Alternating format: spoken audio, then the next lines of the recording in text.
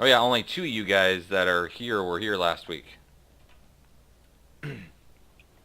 Okay, well you just had this big battle with a group of Kuotoas, and you as you guys approached, they ended up attacking you. You guys ran away way before that. Kevin's character did stick around, but he didn't do a single thing because nobody wanted to control him. Let's see. So you guys won the fight. They were yelling Leemooggoogoon as they were attacking, and then Shushar explained like that's I don't know what this Leemooggoogoon is. It's some strange god that we don't worship, and that you guys should go talk to Plupapleen. And it was just kind of at the end of the fight, and we stopped. So you guys are standing around a bunch of carcasses. Yes. Yep.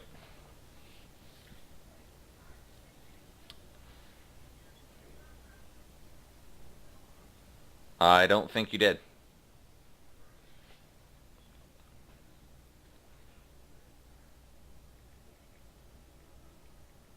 Yeah, there's not a battle map or anything for me to show you right now.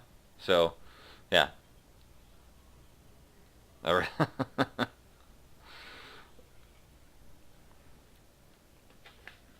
Okay, so you are looking at this group. Um, let me see what they've got.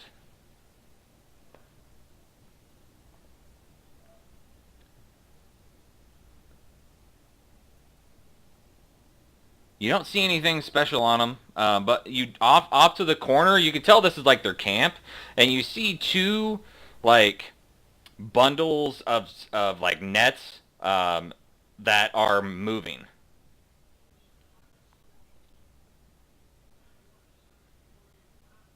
Okay, so you're approaching these sacks or whatever are moving around, and you can hear some grunting and whatnot inside.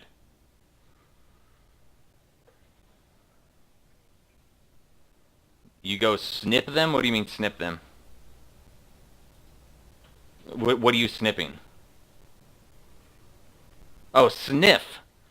I thought you said snip. Yeah. Okay. Well, you see like some. You still see some moving around. I mean, they smell bad.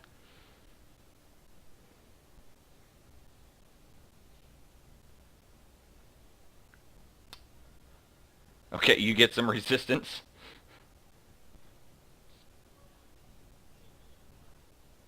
and all you hear is mumbling. Which which one? There are two of them, two separate ones. Uh, okay. Well, the left one or the right one?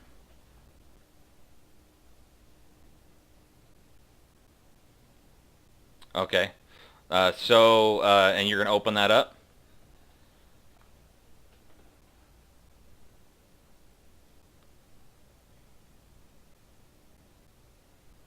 Well, it's a sack that there's a net around.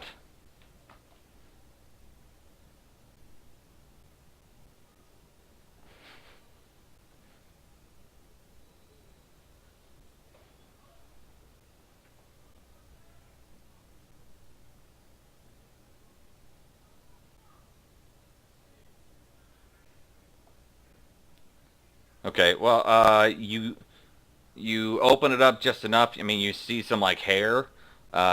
You can tell that whatever's in there is gagged.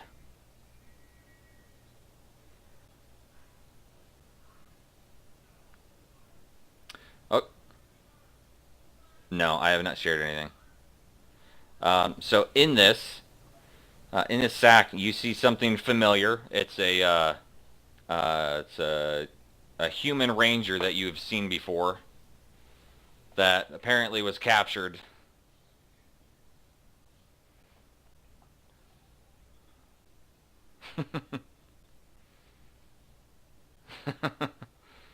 All right. So you're gonna open up the other one. You're gonna. It's a dragonborn. You do not know this dragonborn. Are you gonna ungag him? Uh, yes, he is tied up. Okay. Well, let's see if he can respond to you.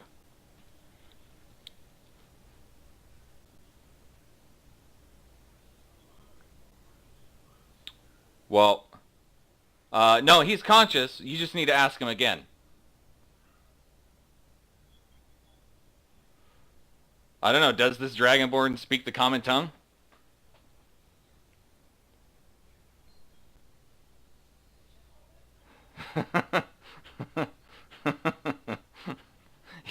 He did poke you with a stick. Or he poked Mitchell with a stick. He didn't attack you.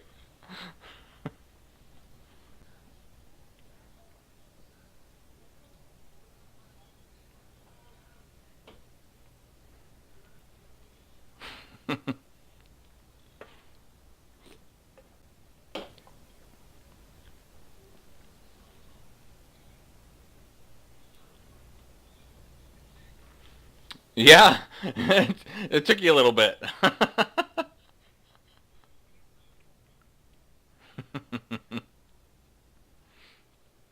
All right. So yeah, they Tanner just opened up the bag that you were in from after being captured by this group of Kuatoa. Poked you with a stick.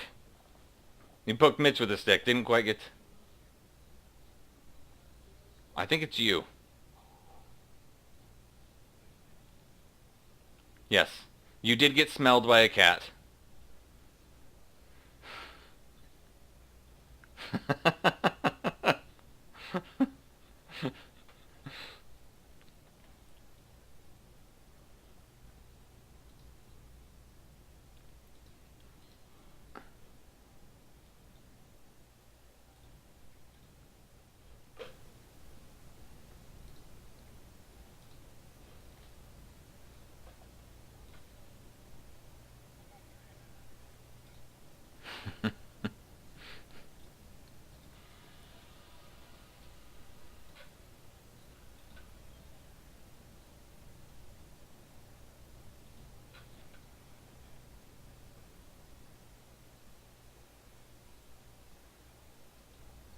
Yeah, he has listened to the adventurers. So he,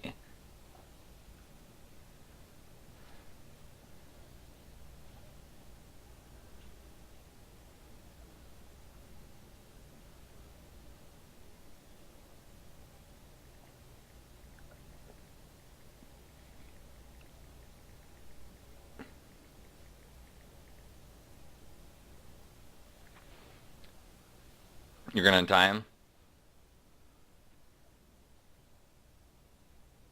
All right, so you have control of your character. I'm gonna add him to the party list. I think like that. Okay, so now he's in the party sheet.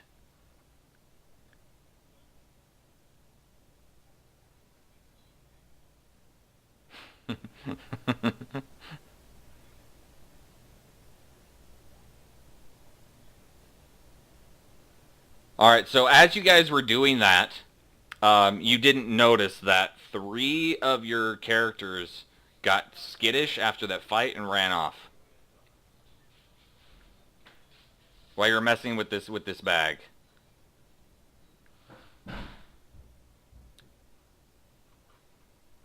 I'm going to remove them from the party tracker. That would be Topsy. That would be Turvy. And that would be Gecko.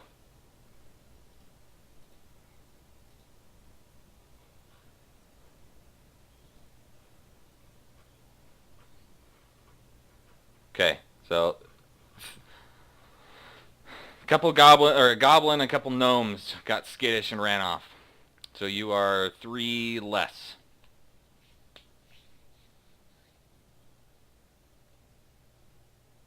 Do you ever? Yep.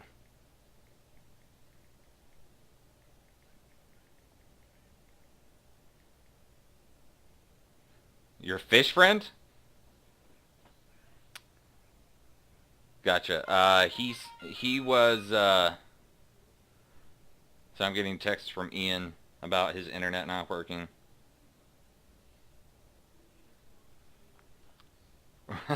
How far away is he from you? Yeah. But Shushar, just like he said before, it's this seems really weird. It's not the god that they typically worship. They usually have the. No, he's never heard of it. Shushar is the Kuatoa. He's the fish guy. And this is his city.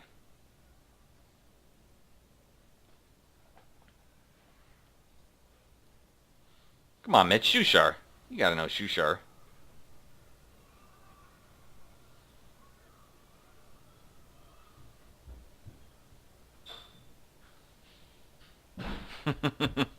Well, he did. He directed you through, to Sloopladop. And that's your, you can see Sloopladop off in the distance. So he says if we can just talk to Plupapleen, that will, he'll know what's going on. Because he's the archpriest. What's that?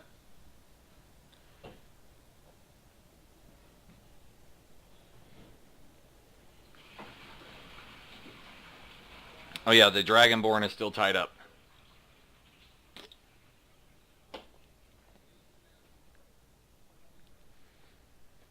Oh yeah, that is true.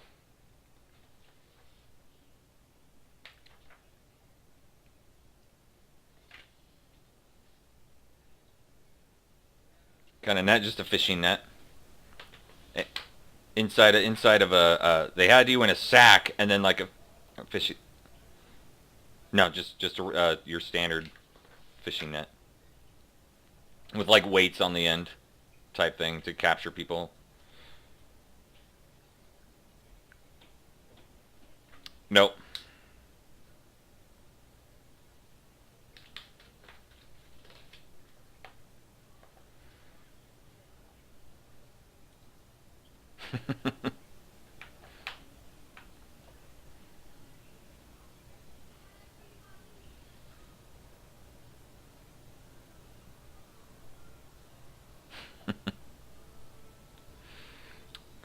Idaho.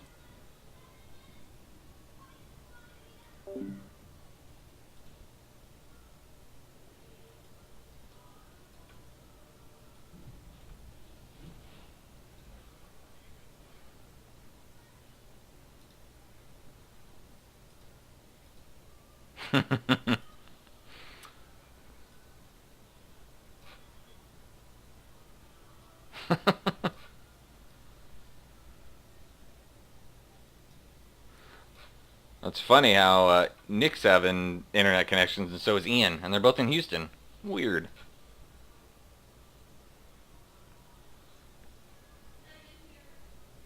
It seems like it. It seems like you're a little choppy.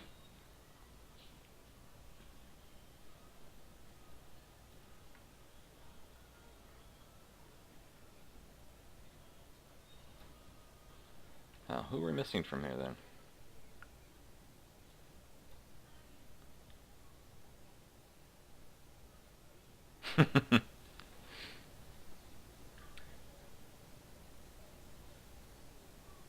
I'm either. I have no idea.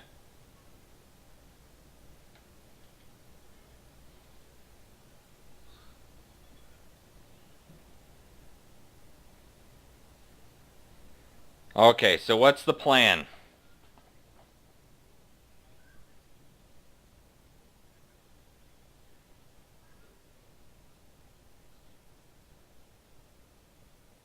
Tents?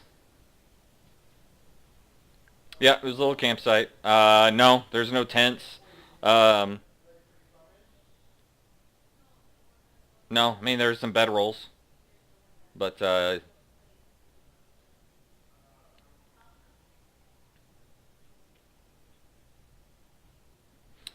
no. They caught you as is.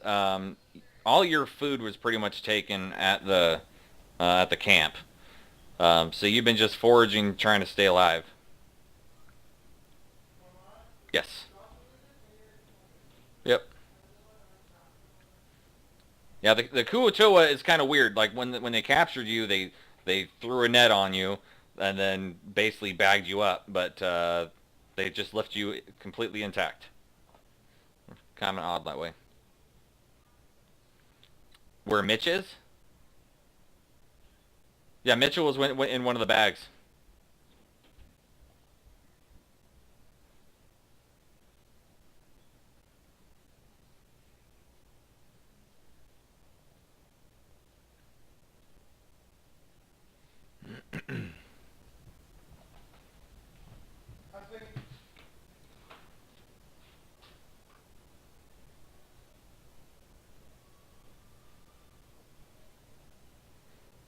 Ragnar's at 4, just so you know.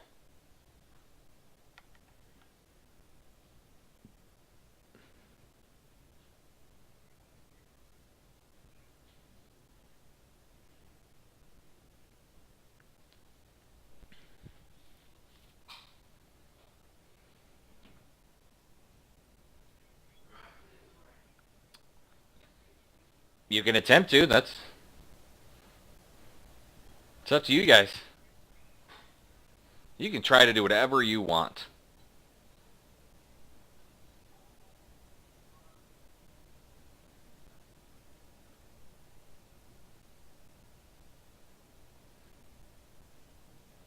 Okay, so you guys, during your short rest, before you could use your hit die, just want to make that clear. Before you're able to use your hit die, you see a party of Kuatoa coming toward the camp.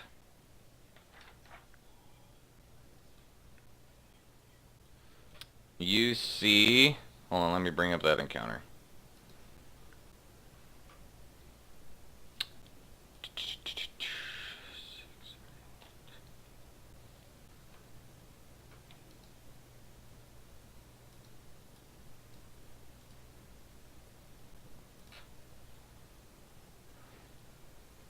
Hold on.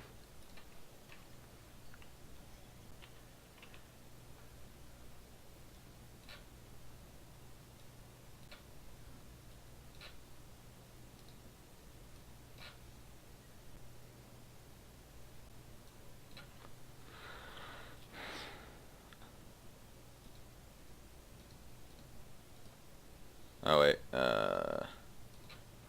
Sorry, I did this thing wrong.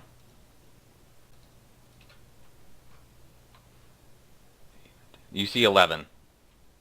No, 12. You see 12. Well, they are carrying weapons. And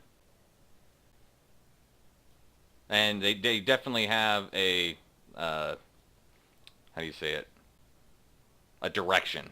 Like they know they're heading to this camp. Um, they do have their weapons on hand, but they aren't charging. Yes.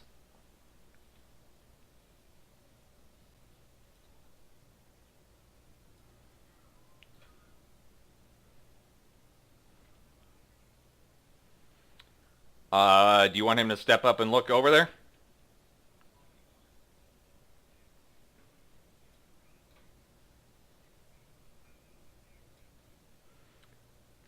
So you want him to yell in the name of Leemooggoogoon? Yeah, they were yelling Leemooggoogoon.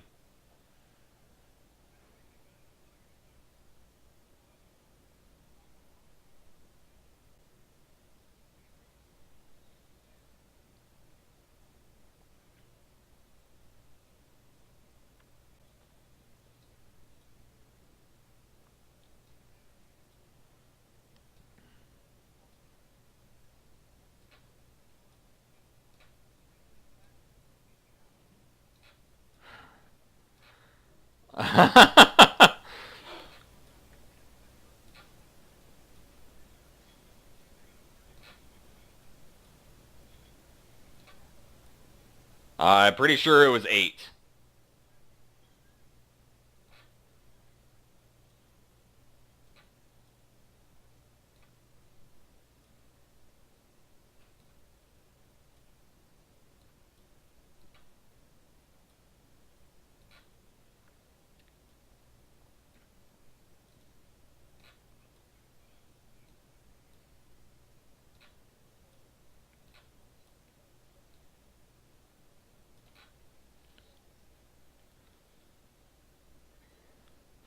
No, they fought 9 before.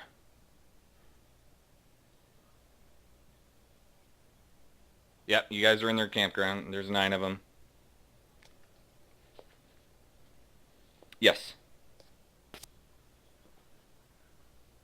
Yep.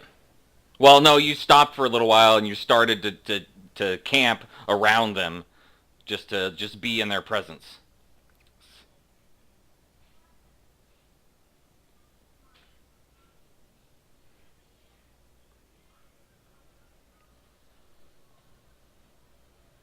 Yeah, they sent in Shushar first after Shushar said these guys don't like me, and then they attacked. So we're doing the same plan apparently.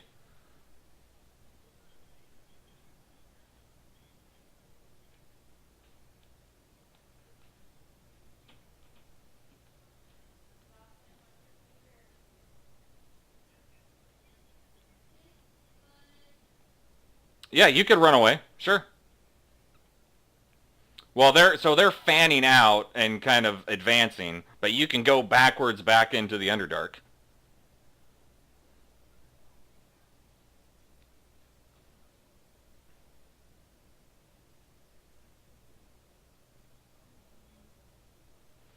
They're probably 180 yards. It's a really large open area. You can see them and they can see you, and they're coming up that direction. It's a giant, yeah.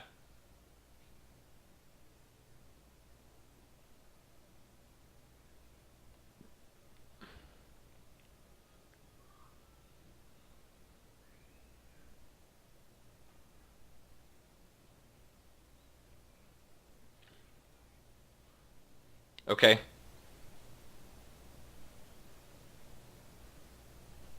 So you guys turn and run. Okay.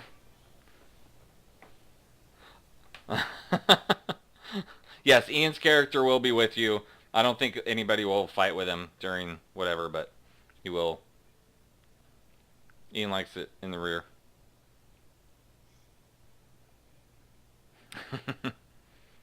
Okay, so you guys go back into the caverns behind the sloop lit up area. Everybody does come with you. You have Stool that's lagging a little bit behind, but Seraph is helping him along. But I mean, yeah, Seraph and the Stool are tight. Yep.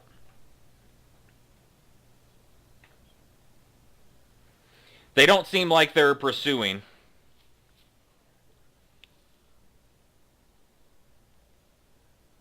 What?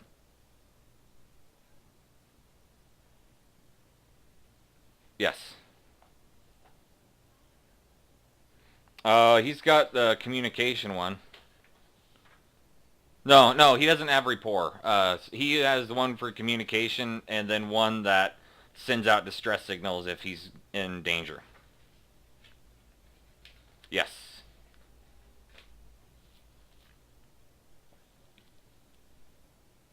No, they are not pursuing. And you lost sight of them before they got to the camp. You lost sight of them before they got to the camp. Sight of them. So as you were running, you got to the cavern and lost sight of that camp before they got to it.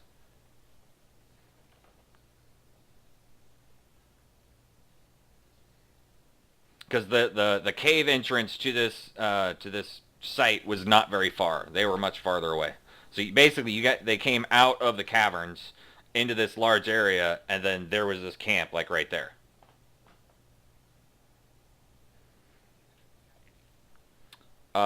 Gem jar is pretty good. Um,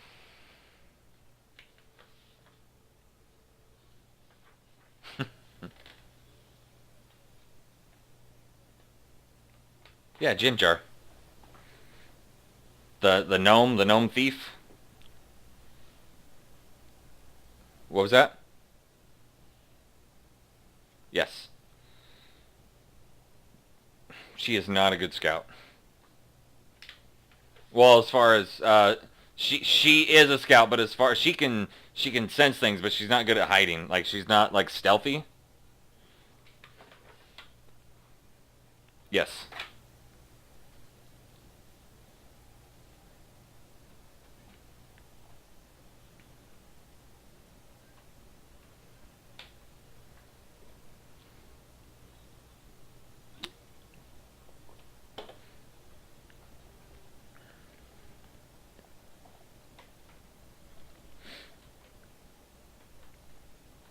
That was the plan, yes. That was the original plan.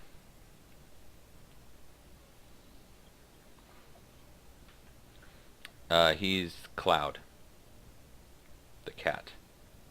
He got really quiet all of a sudden.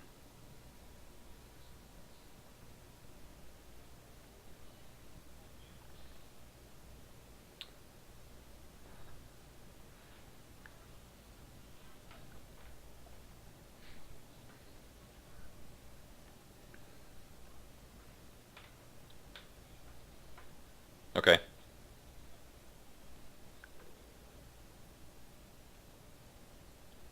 Okay.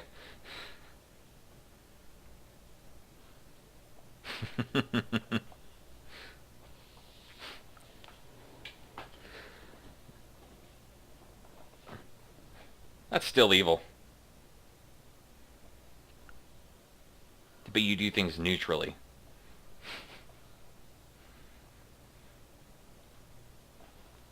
Alright, so what's the plan?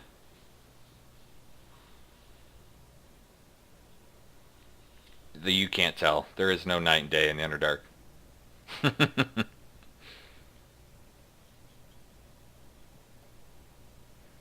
Right. Yes. Yep. Anyway, down to the city? No, because you had the Dark Lake on your left. You had cavern walls on your right, and it went into this giant cavern, and the city is between. And they were kind of fanned out, almost, not necessarily the whole distance, but quite most of that distance to advance.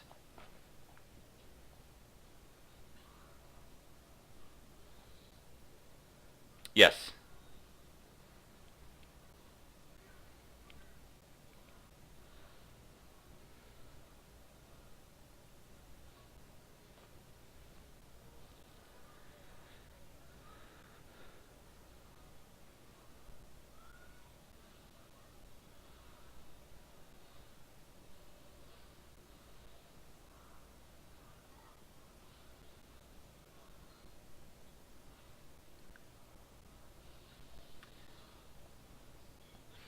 Okay. Roll your stealth.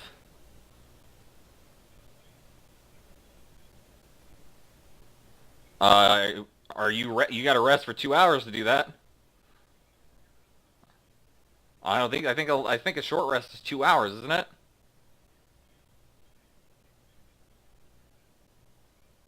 Yeah, I'm going with 2 hours. A long rest is 8. A short rest is 2.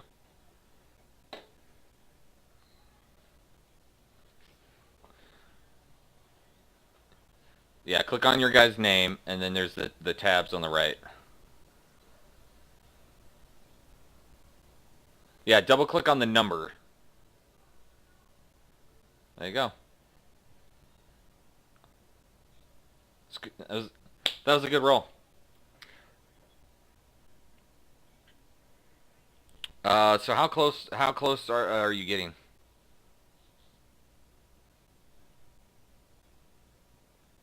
Well, you have to go out of the cavern, and that camp is pretty close.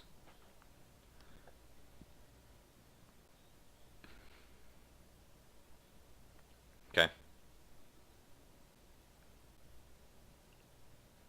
So you can go out and you can spot them.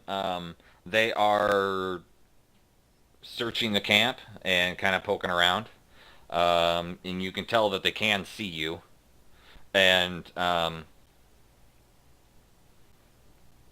right. And so they send four of them up toward you, while the rest of them stay back and kind of assess the situation at the camp.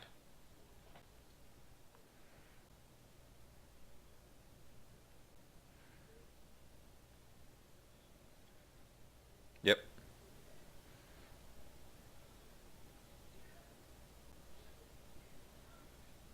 Kuotoa. Yes.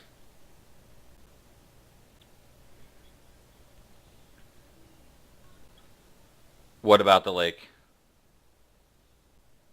It's the Dark Lake, or part of the Dark Lake.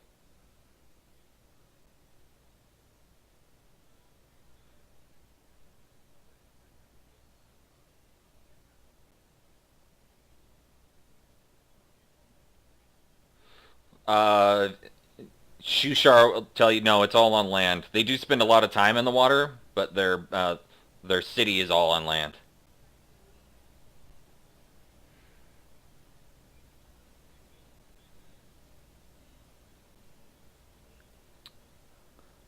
Well, they're going up. They're being cautious, but they are moving your direction. Four of them. Okay. Okay. Go ahead.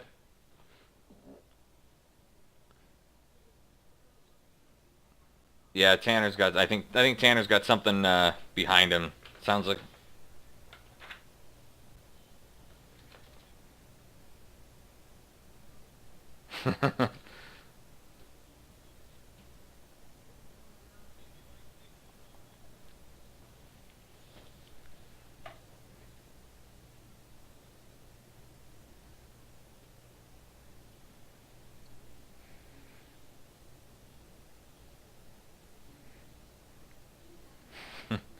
Okay.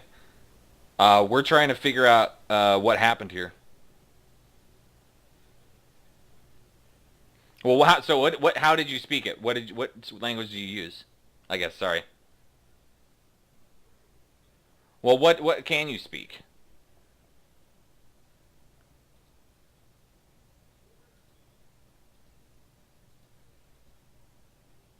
There's undercommon.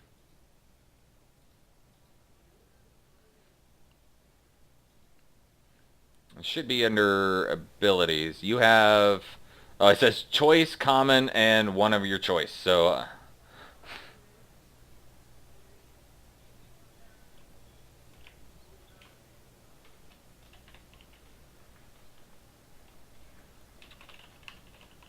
which would make sense if you know you're going into the Underdark for an adventure. So, which one of those languages did you speak in? Yeah, they understood you, and you understood them.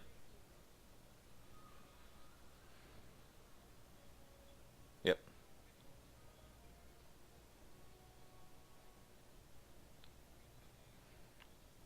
Yeah. Yep.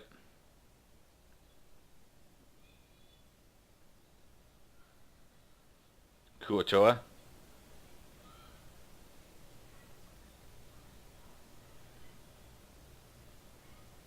And they say, please, please, come talk to our leader.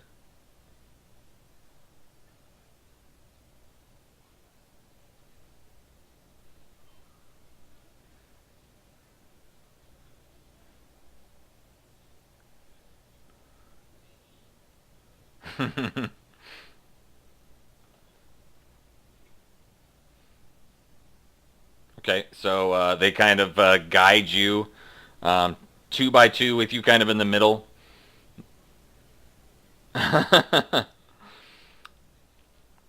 Back toward the base, or back toward that little campsite. Go ahead and make a perception check.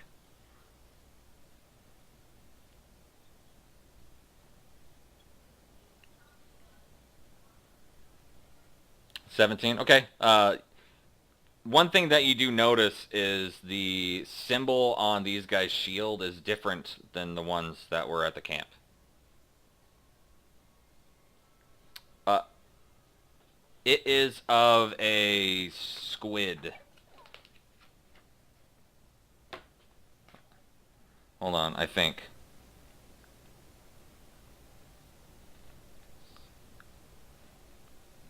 No, of a crawfish, sorry.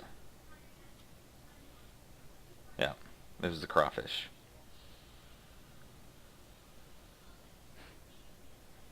Okay, so they lead you back to their little place, and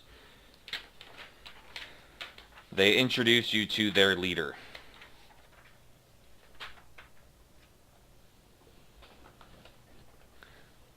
And he says, I am Plupupleen, Archpriest of the Sea Mother, Blipdul Ploop. She, she answers my prayers by delivering you. Help us, and you will be rewarded for your service.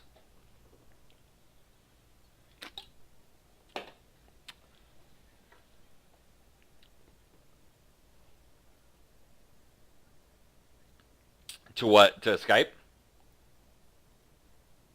What? Yeah. Yep, we'll do. Yep.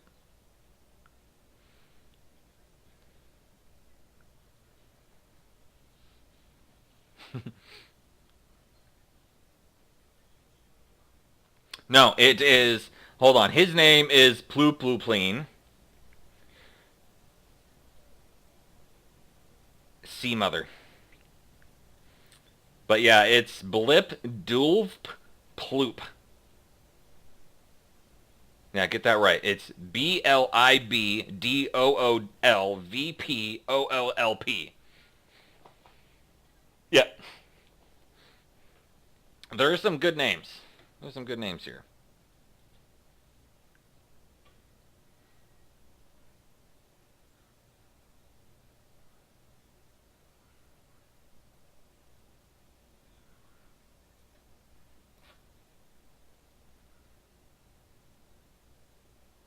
You don't even know what I want. You're just that willing to help. So my associate indicated that you were part of killing these group of people. Or these group of my men.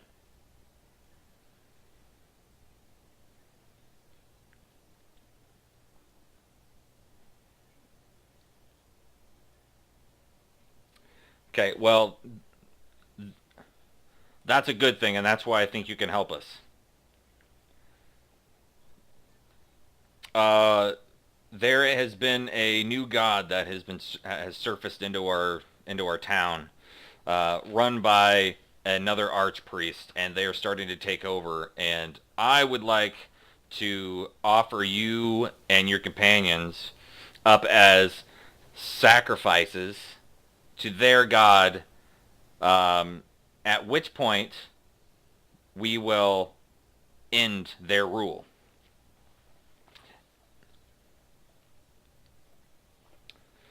That's what I want it to appear like, but that's not actually what's going to happen. If you will accompany me to town, I will give you more information.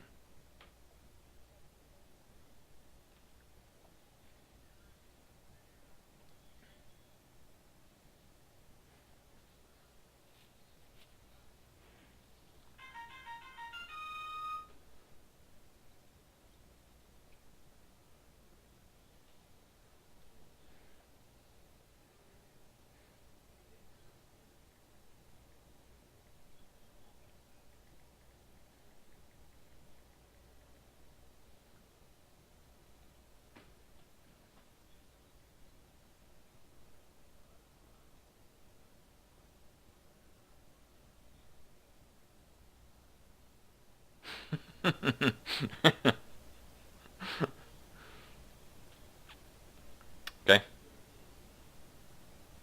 Insight check. Yeah.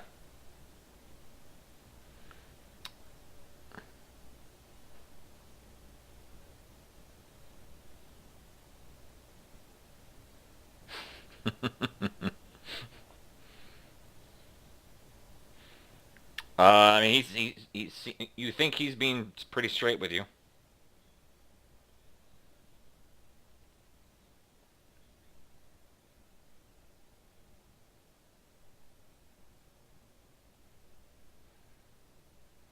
Okay.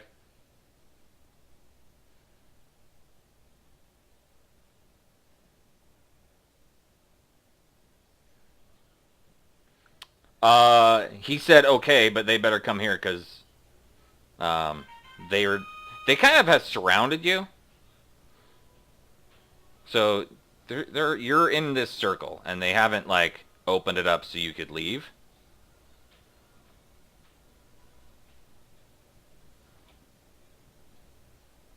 You called for them before. They're close enough.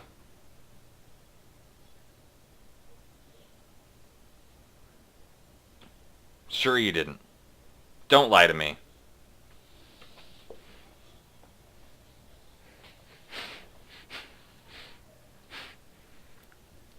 Lighter.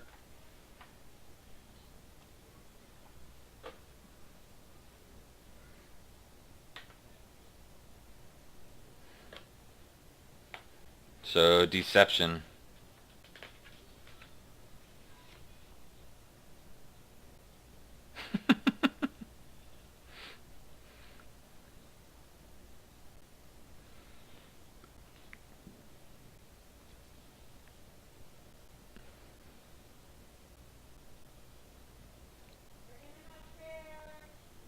Okay. All right. Well, they're gonna.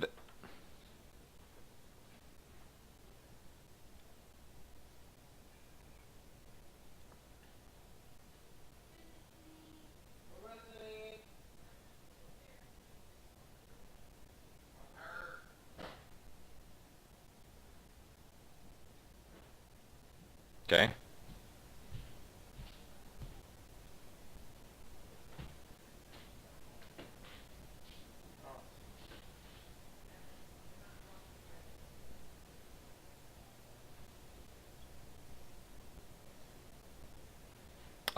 You know what? It's cool. One of you will work, and they just kind of start leading you back to the city.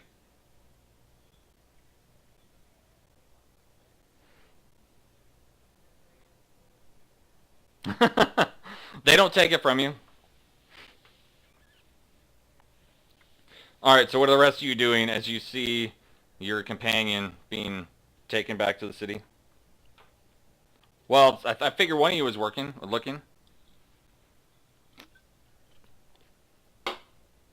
What?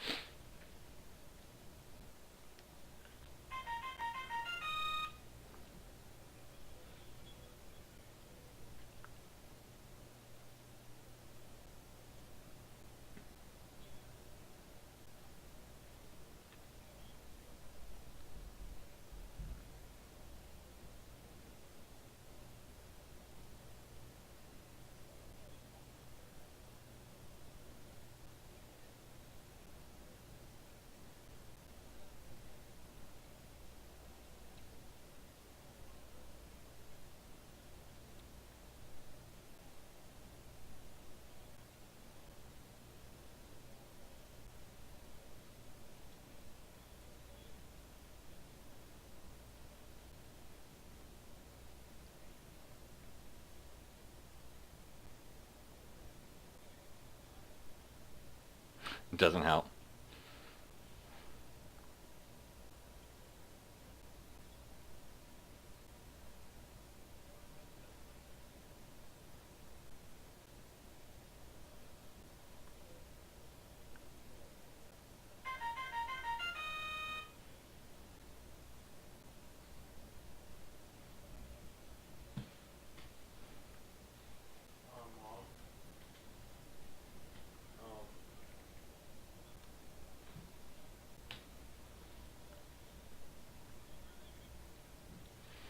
I mean, they're not in a hurry, so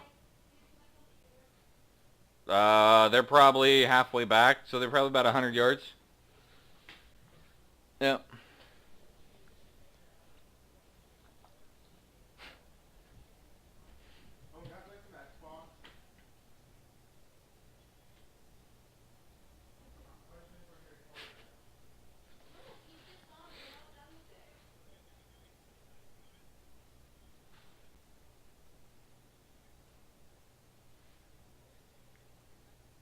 No, no, they're walking. They're walking slowly.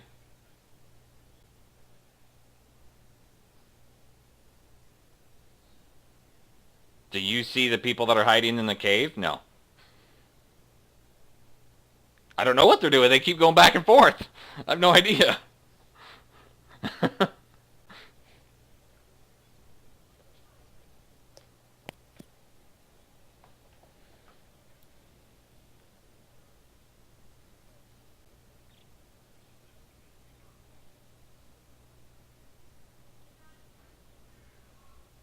Okay. Yeah. Roll for it and tell me how close you're getting before you roll, because I don't need a crappy roll and then you're like, oh, I'm not actually getting very close.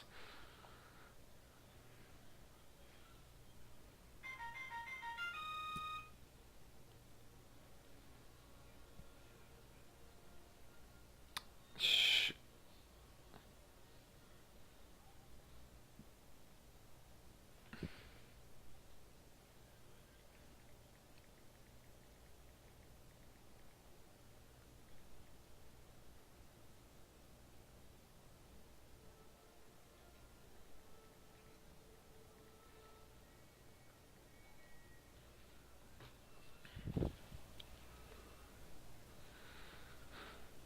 Uh,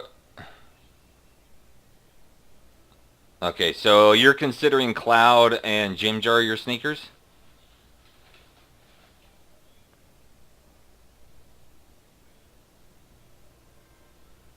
Okay.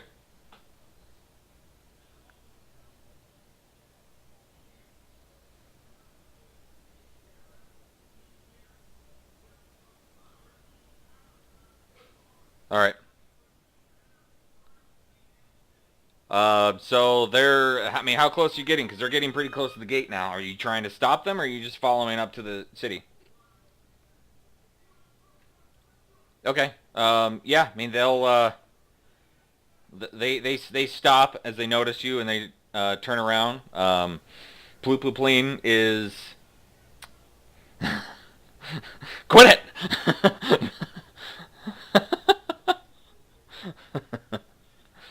Ploopopleen. And he stops and he addresses. He's like, "Howdy," in more Kuatoa terms. Yeah, they are from Texas. Yep.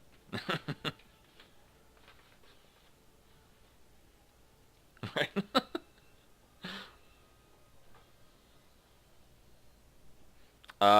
We made a deal, and he's going to help us out. And you are welcome to join. Uh,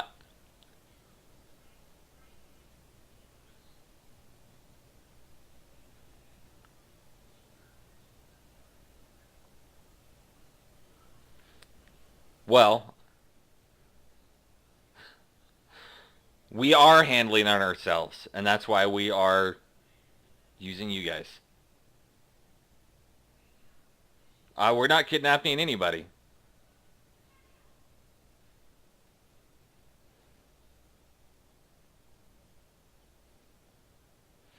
It is it is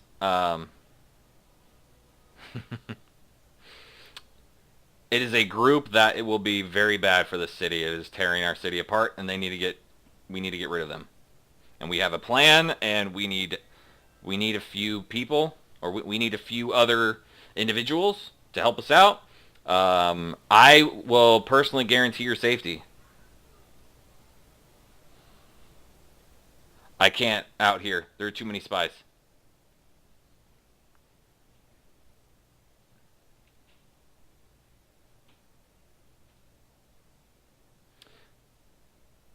No, she does not. There's quite a few inside the city.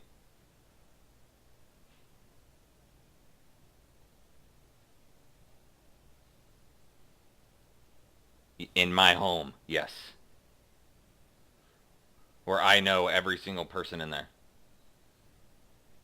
And I can trust them.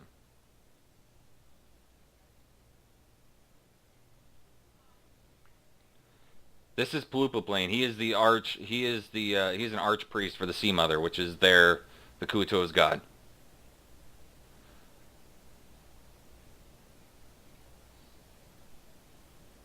Who's Shushar? Shushar's an outcast, and may or may not. He doesn't really want him in the city, but he'll allow him in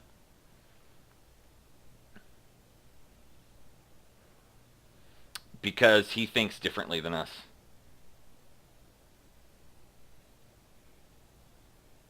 Yeah.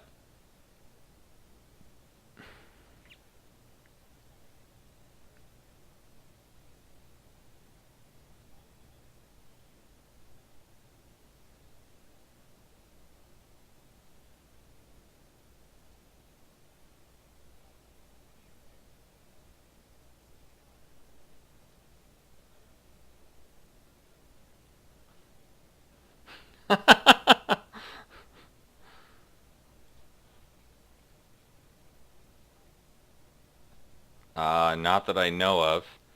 Oh, and Plupapine's like, you can bring those other two over here.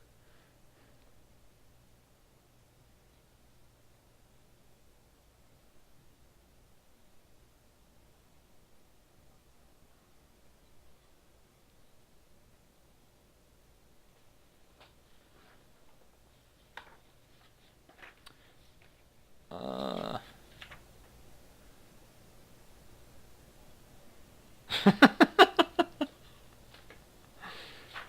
I don't.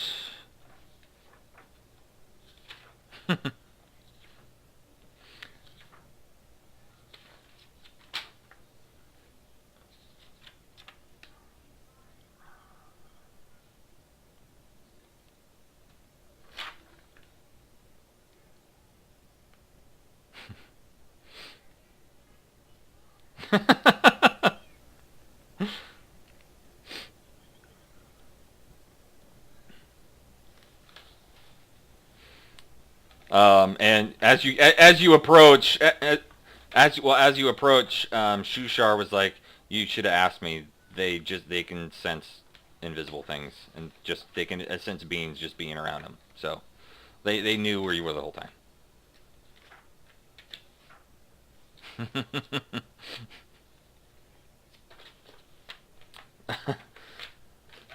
He does. He doesn't respond.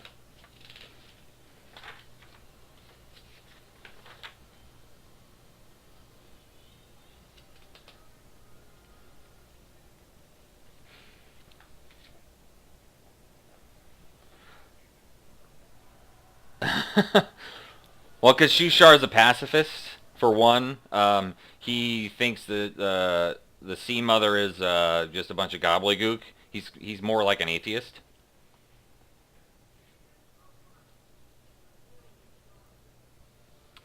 Oh, I wanted to get a map.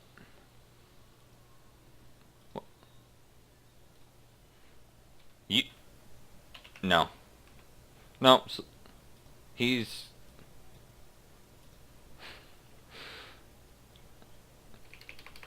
he has been one of the guides to get here. He does know the Underdark. He's been able to get some food and point out some stuff, but he's not the only one that has been able to do that.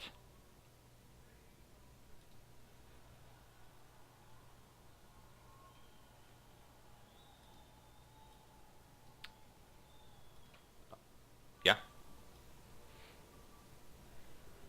that is correct.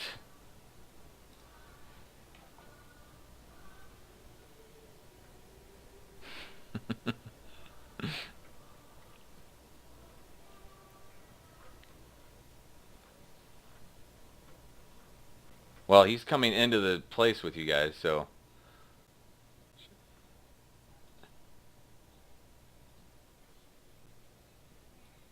No, he is a complete pacifist.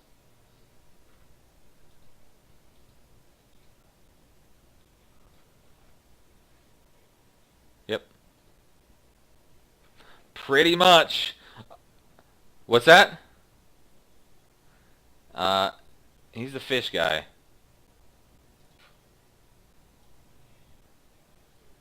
The role inside the city?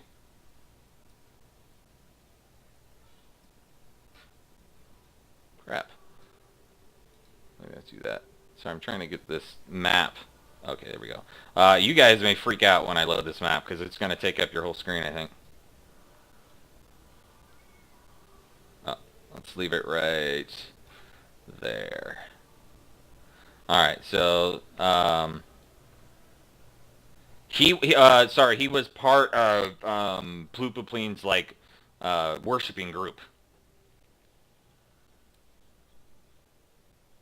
Yes. No, I have not shared it yet.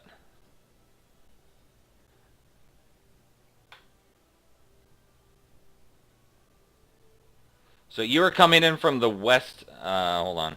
What was north side? You're coming from the south edge. And so he is leading you up through, I'll just read kind of some of these descriptions as you're reading up. So as you go through the gate, you can see quite a few Kuatoans, sitting around. You see 4 whips, which are the ones that worked you, because there's only 1 whip in that first group that you guys battled. I don't remember if you guys remember him, but he was the one that worked you guys over pretty good. That did like all the damage. There's 4 of those at the gate. There's, I think, 12 more just regular Kuotoas.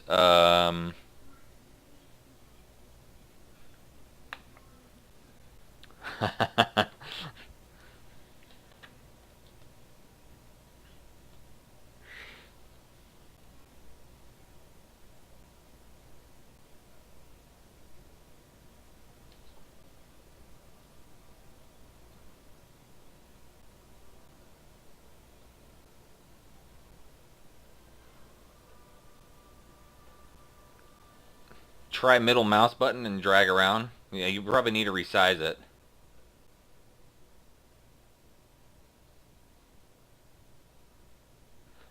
Well, it's technically the south, but yes, the left side of the page. As you see north. North is actually pointing right. Yeah, it's all good. At the bottom of the page, you can scroll up, or you see that. So Kevin, you see that orange like cross in the bottom right hand corner.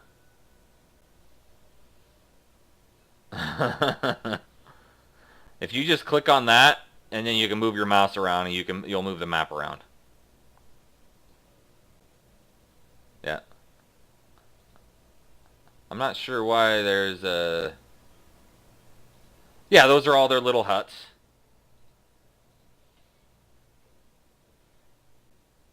So they're coming in, like I said, they're coming from the south. You went through the gate, and you're going up basically the middle through all the huts. They're keeping you in the middle, and they feel that you look like they're being somewhat aggressive, but it looks more like for show than anything else, because they're not actually like poking at you or anything. So they are leading you through. And then you get to the center. Right, exactly. Yes. Trying to make sure I'm reading the right thing. Okay, so when you get to the center, it's a 9-foot tall statue. Its body is roughly carved from some kind of wood in the shape of a humanoid female. Its head and forearms formed from the severed head and claws of a giant albino crayfish. These parts are lashed on with strands of gut and emit an overpowering stench of rotting shellfish. Shells, brightly colored stones, mushrooms, and rotting fish are piled at the statue's feet and strung in garlands around its neck. 4 stern Kuatoa slowly circle the statue, alert and on guard, while a few others mill around, gazing up at the statue and bowing repeatedly while chanting. Uh, yep. You have not been here before. They helped you, but they don't technically bring you to Slooplet.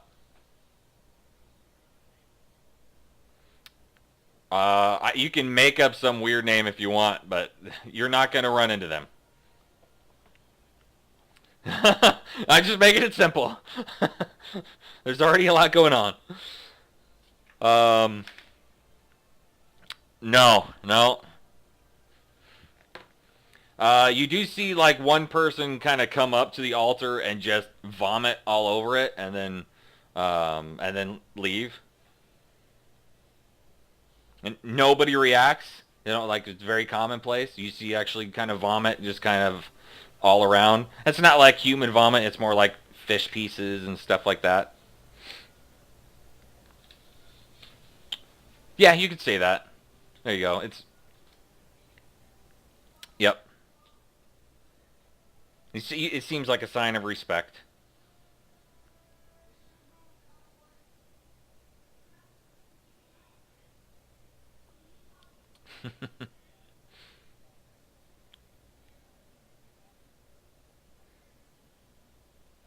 Okay, and then he takes you into his home, which is directly to the south, or I guess, sorry, southeast. That bigger one is his home. And he takes you inside. No, the bigger one. So down and to the left, the one that's almost looks like an L with a almost I don't know. Yeah, there you go. Yep. So he takes you in there. On this one, is there a scale anywhere? Yes. Yeah, each one's well, you can see there's larger squares and there's smaller squares. So the larger ones, the ones that are like on the map itself, those are 10 feet, but each individual one is 5. Those are the grids that I put in. Those are each 5 feet, the smaller ones. Yep.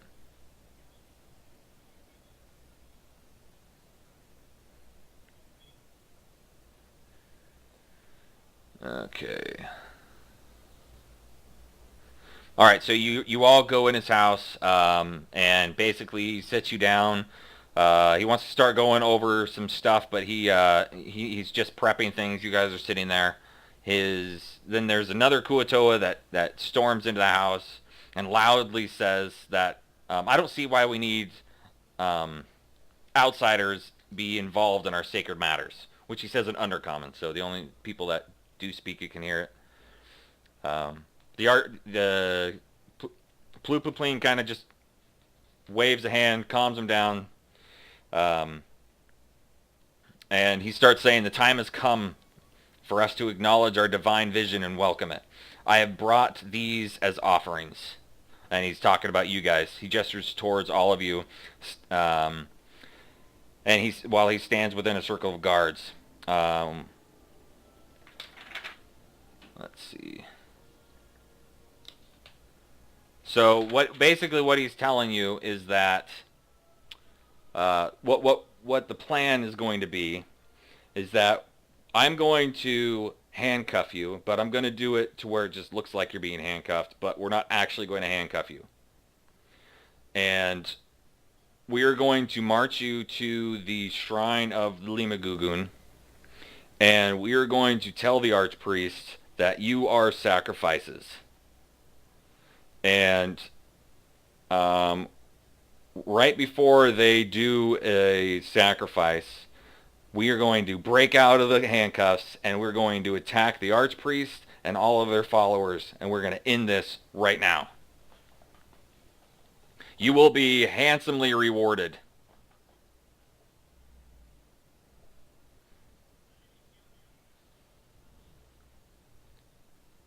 If all goes to plan, you won't get touched.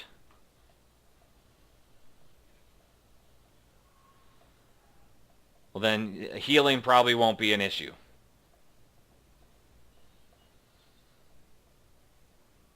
How many are over there?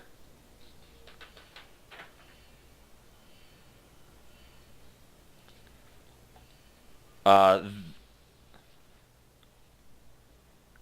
well, because our God, we're not really going to make an offering. We're going to attack and kill them and get rid of this other God worshiper.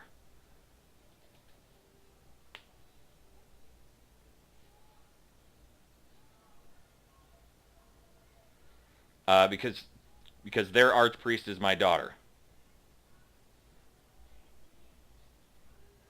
And she's been trying to recruit me for quite some time.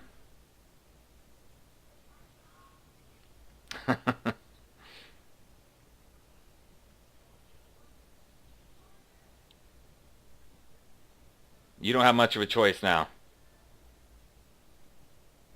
She's been trying to recruit me for a while.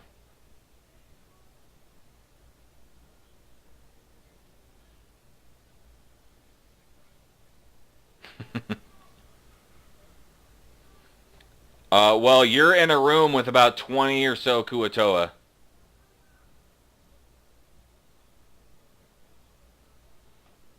It depends on how many are there at this time. Right now, they're getting ready for a big sacrifice.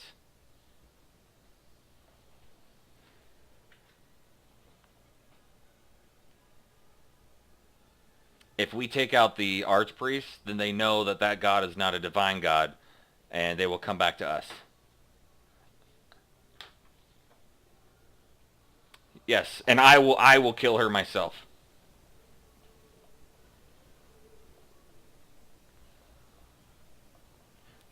She's not as powerful as me.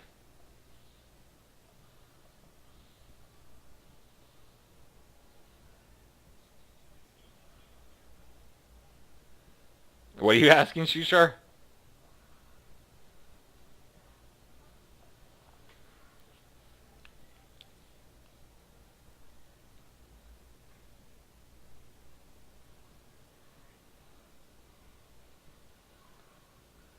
He just kind of rolls his eyes because he doesn't really believe in any of this.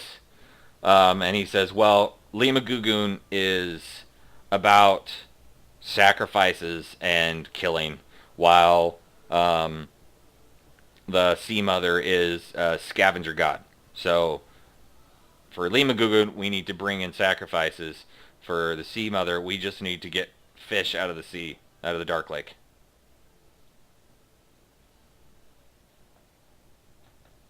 Yep. Well, that's your perception. He doesn't. Yeah.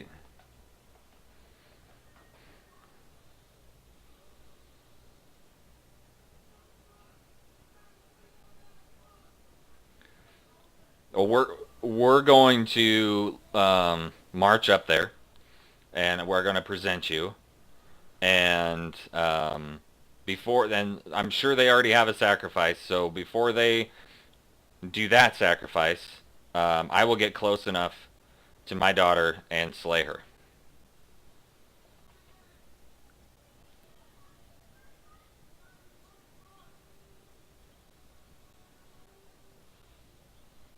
Yes. Just west, that green one? Yep.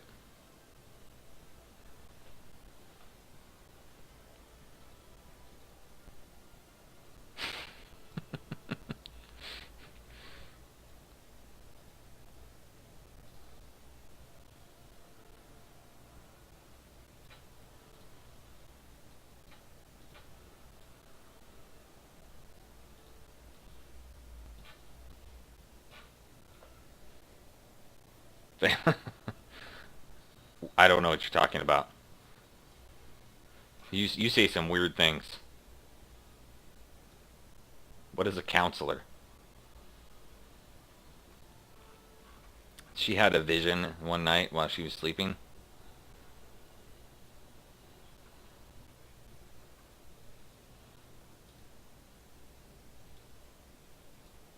The green statue.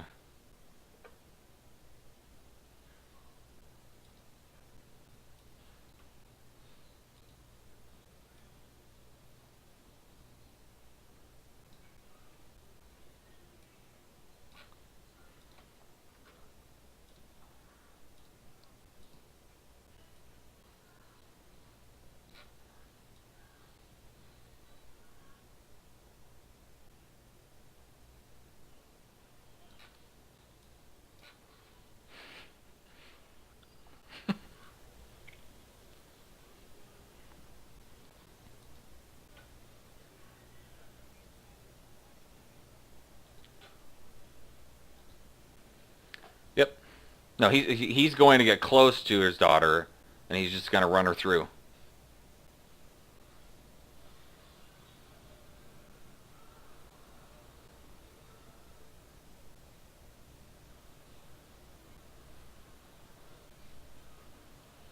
Yes, it's the green statue.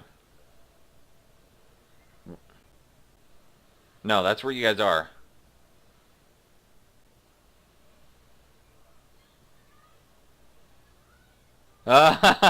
Yeah, west, west, close to the dock.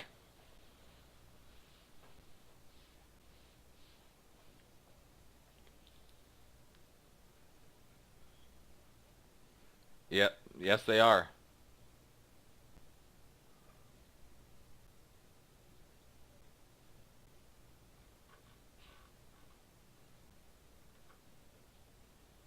You need to get yourself some of those glasses.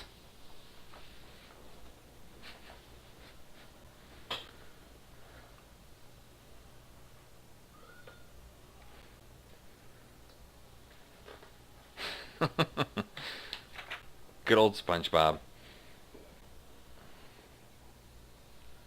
I've got treasure for you.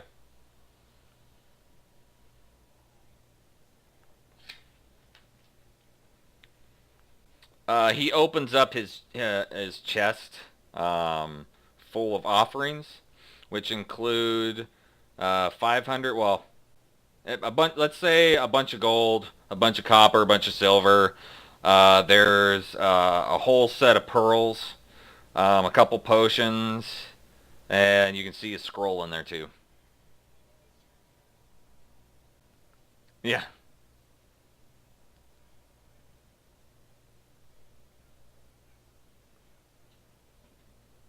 the city will be mine. Well, it will be ours again once this is over.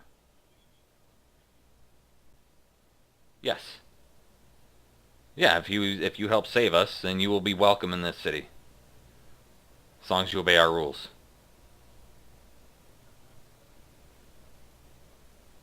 No, because the ritual is pretty much is starting really soon.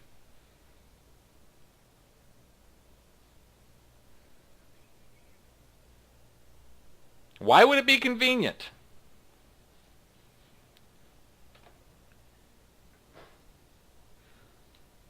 May have.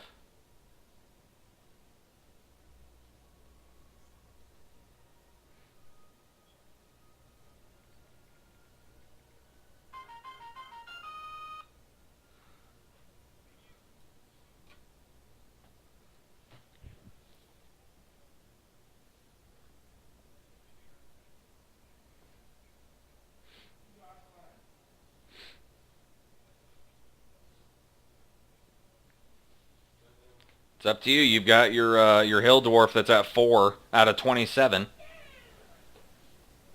You've got your hill dwarf.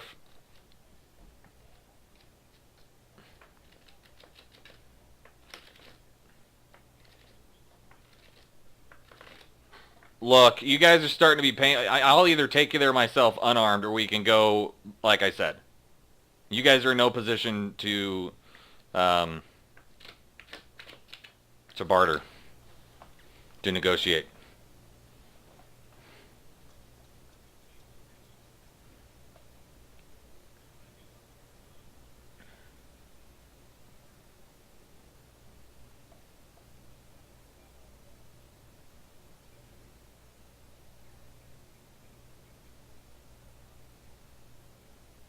They're not healers.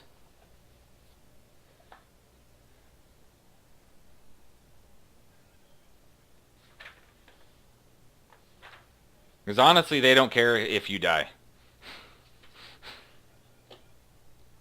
No,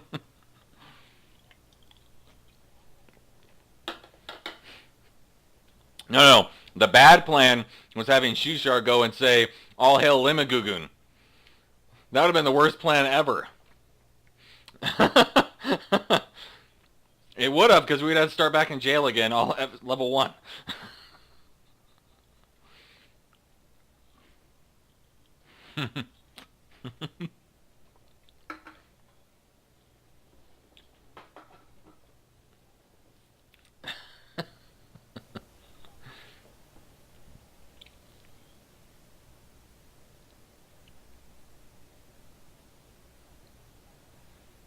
All right, so the quickest way to do that is to take your healing thing and drop it. Or can you drop it on him? No, just roll it and I'll give it back to him. Yeah, go to your skill. Just go back to your actions, and you should be able to double click on your healing thing. Oh, that was cord. Yeah.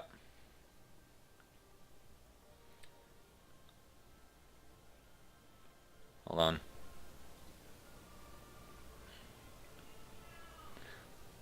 It's that plus sign. You should be able to click on that plus sign. See? Just click on the plus sign next to heal.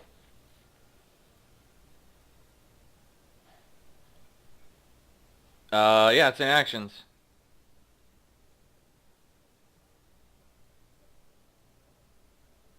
Yeah.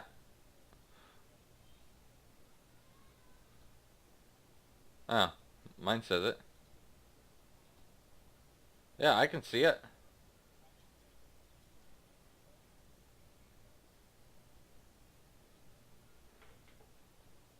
So you just click on the plus sign. And there you go. So 9. He gets 9. So he's at 14. Okay. He is at 13. Yeah. Who's breathing into their mic?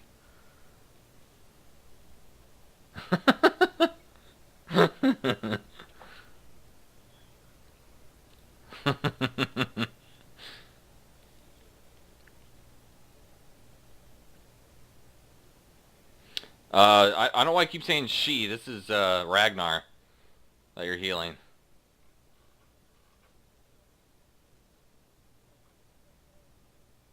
Eldith? No, she hasn't taken any damage.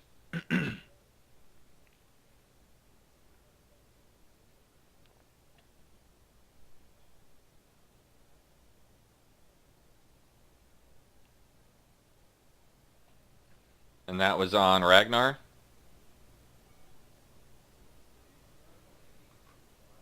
Alright. He's at 18 now. 27. That's pretty good.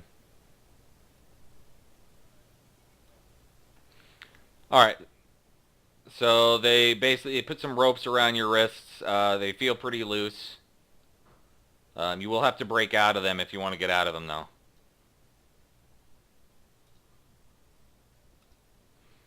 Okay. I started reading the...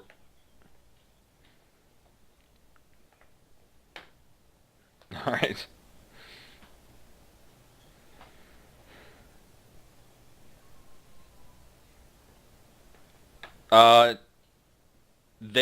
They're pretty loose. Now you can tell they took care to keep them loose, because if something does happen, they want your help.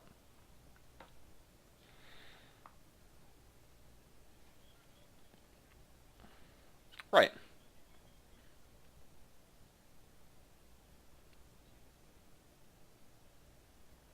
Oh, I totally didn't see her. Did you finally got the dog, how much? When did you pick her up?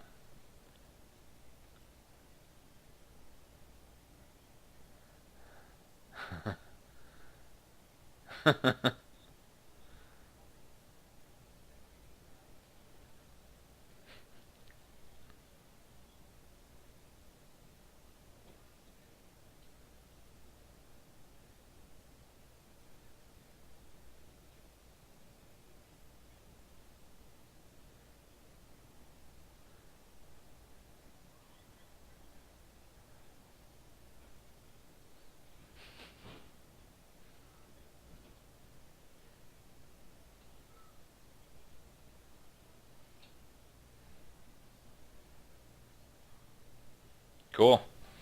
I've pet that dog. I played with that dog a little bit.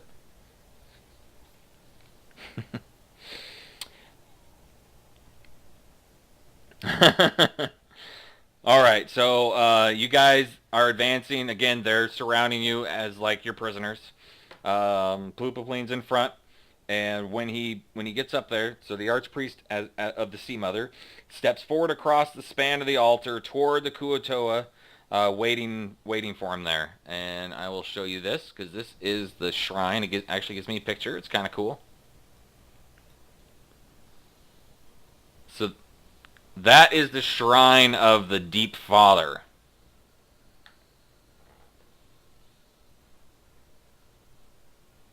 It doesn't have a picture of it. Yeah. Yeah, those are two octopi plus a stingray or a manta ray, whatever, strung up.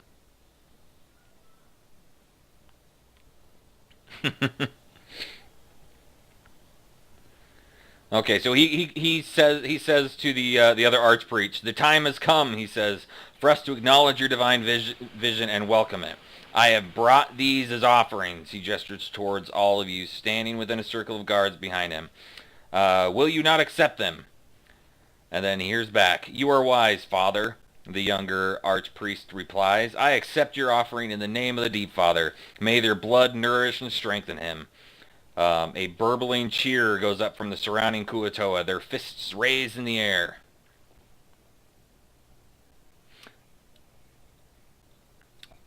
How many are there? Well, you see, there's probably about 25-ish that are around. As far as ones with weapons, how many came with us? We have 8, 9, 10. We have 10. The bad guys, they're not all. They don't all have weapons.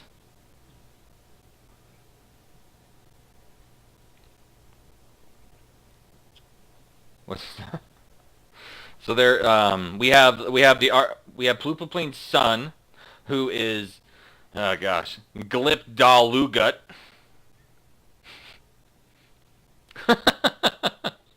we have uh,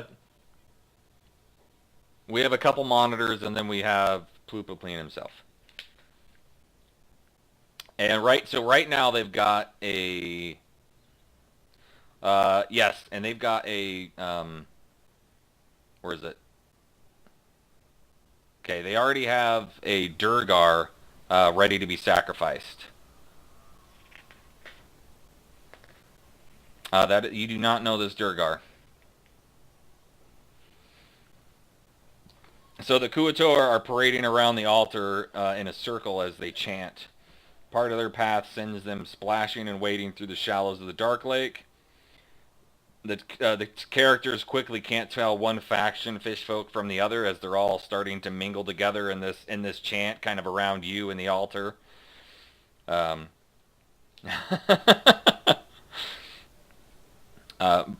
But they see the archpriest of the Sea Mother and his whip moving toward the altar. Bloop bloop bloop bloop blip pod calls for the sacrifices to be brought forth, and one Kuo-toa per character jumps to do her bidding. They prod the characters with their spears and herd them toward a slight depression 20 feet from the altar, with a large grate in its center. So basically where all the blood drains through.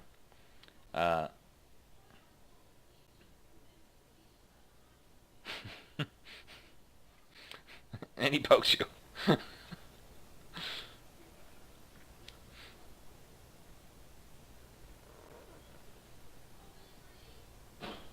You want? Uh, yeah.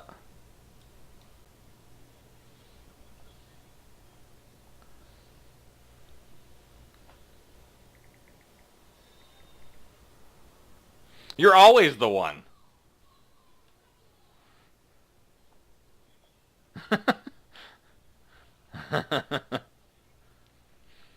He decided that he wants to punch the Kuo-toa that is prodding him towards the altar. So go ahead and roll your combat.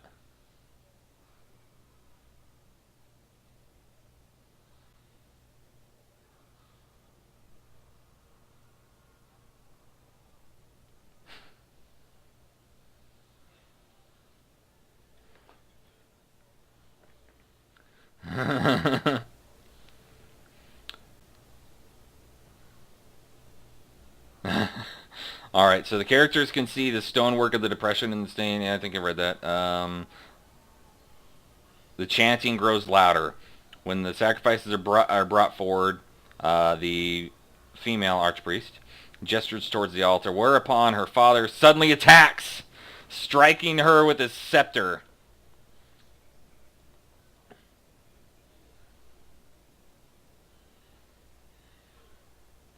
Uh, so so the Kuatoa loyal to him surge forward to attack. And hold on, we need to. So let's go ahead and do this. So there's those ones.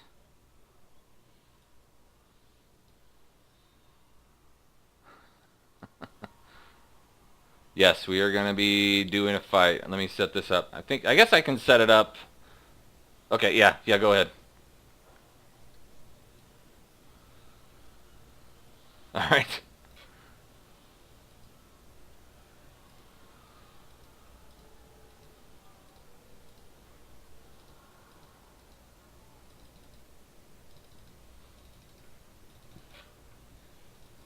Not really. So, heck yeah. I got pretty much a whole new system that's worth like $3,000.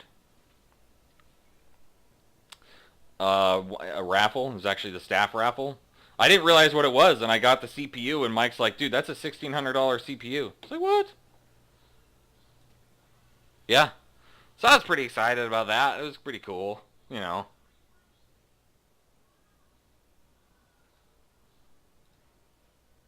Yeah.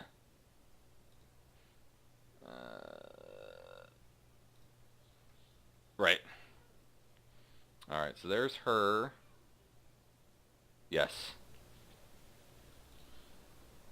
Um,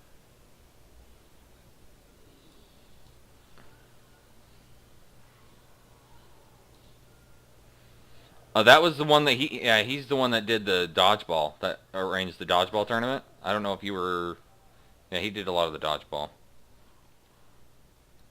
Yeah. No, unfortunately, it doesn't have like any of her people in it, which is stupid. So, sure.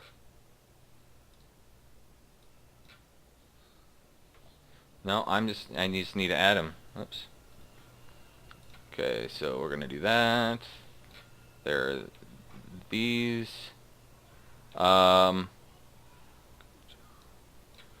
yeah, go ahead and roll your initiative so it's all set up, so everybody can. Yeah, the tracker's up. It's just waiting for. Man, this is a lot of back. I don't even know if I want to put all these down there. You know what? Forget it. Okay, so initiative. Yeah, if you see the combat tracker, I don't want to go through that whole thing. So, but well, because I haven't made them visible yet. So yeah, everybody needs to roll initiative. The INT. Oh, I think you put it down as a hotkey down in the bottom tab, right? The I.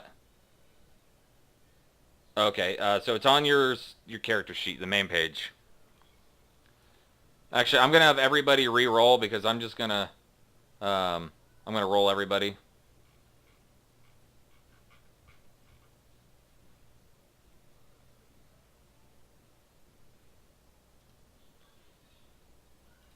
If you had something other than that, you can change it if you want.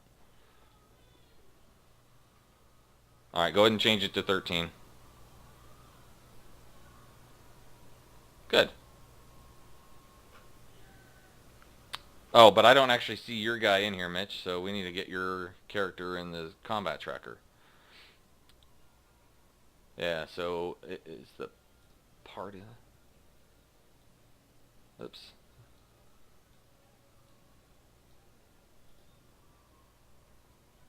No, because it's just going to be too chaotic, so we're just going to, yeah, it's, I don't think you can see that anymore, right? Can you still see the map?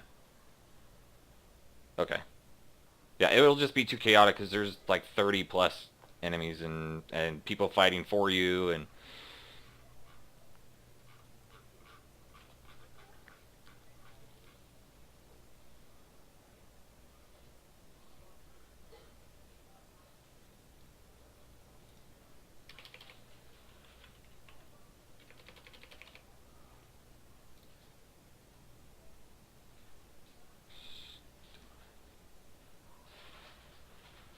Hold on, I need to find Ploopoplane. He didn't show up.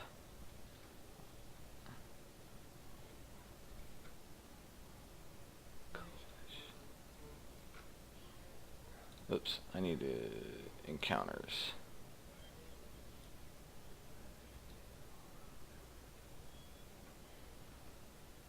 Yeah, once you get to half, it turns red.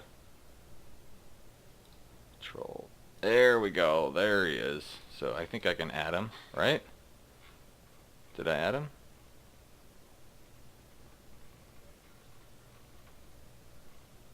Oh,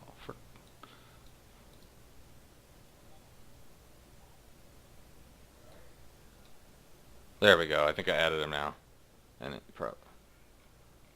Ploopoplane. I need to add... Oh, that's... Yep, there he is right there. Okay, good. Oh, and he has the highest initiative.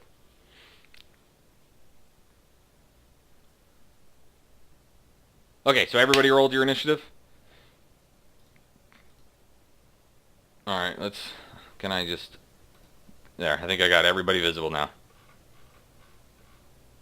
Can you see all that? Yes, but actually that I need to change to neutral. There we go. Yep. I'm not putting...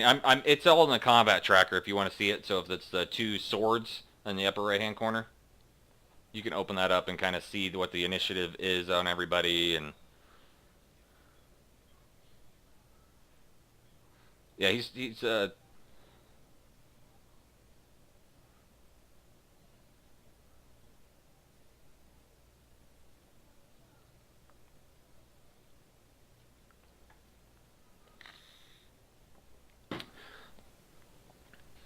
right. So what you can tell is everything pretty much converged once Ploopoplane attacked his daughter.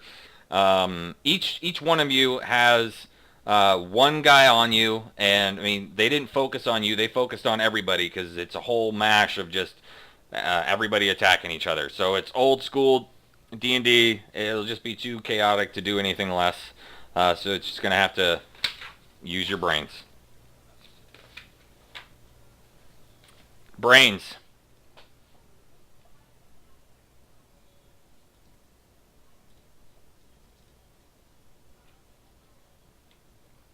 Who's distracted?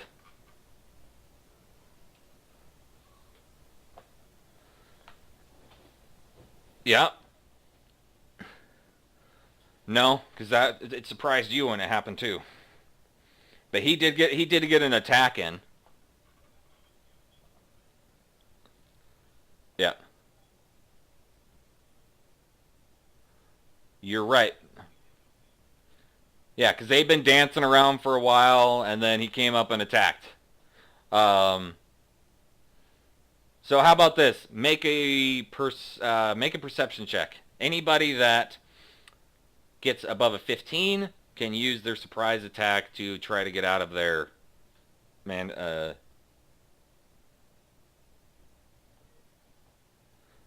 Tanner, you got to remember, you go to and click on your actual skill.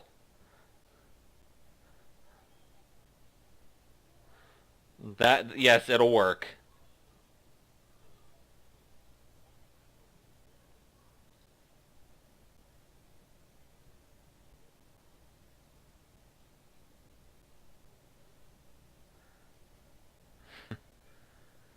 Not good enough to see through all the crowd and find out exactly when it's hitting. So, Tanner, you do have an opportunity to roll a strength check to see if you can break the bonds.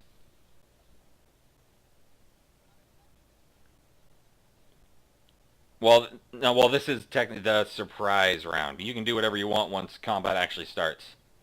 Yeah, oh, you actually didn't break out. Wow. Okay. No, Tanner got you. You didn't roll a perception check. It's okay. I feel like we're missing somebody else on their perception. No, that was for you.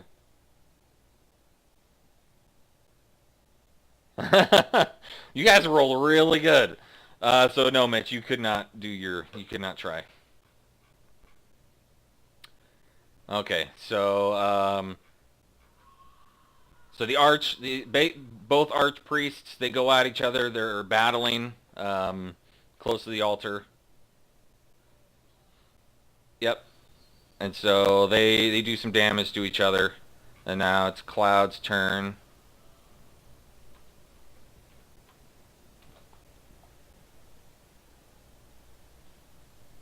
Wow.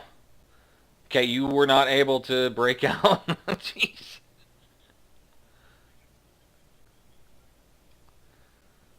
You are completely surrounded.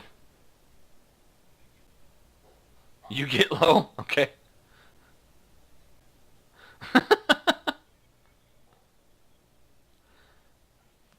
There's...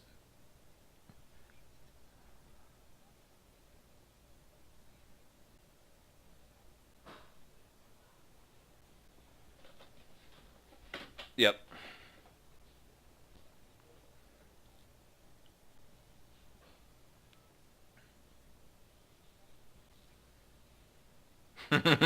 Who wouldn't?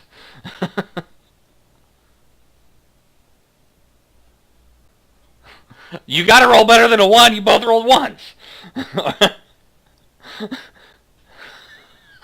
I made it ridiculously easy. Yeah, but you still rolled a 2.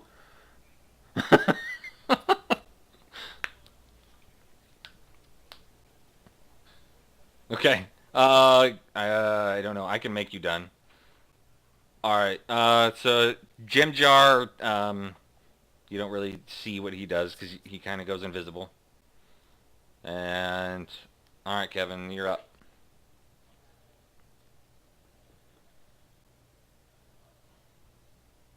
Are you not in the combat tracker?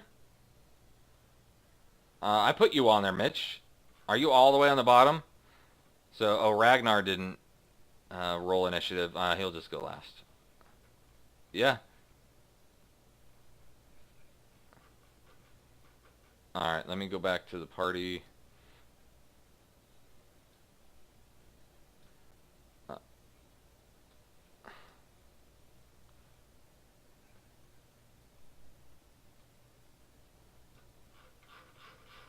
All right, both of you need to roll your initiatives again. There you go. Okay, Mitch, roll your initiative. You guys are amazing. What's that? Yeah, I'm not going to worry about him. Yep. I told him his character's being sacrificed. All right, Kevin, so you're up. So what do you want to try to break the bonds?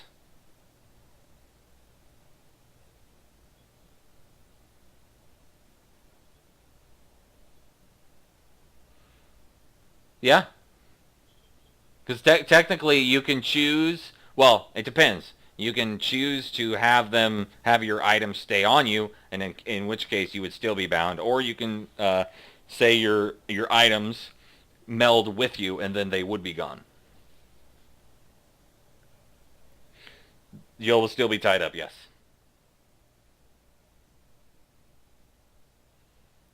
Okay, fair enough. Okay.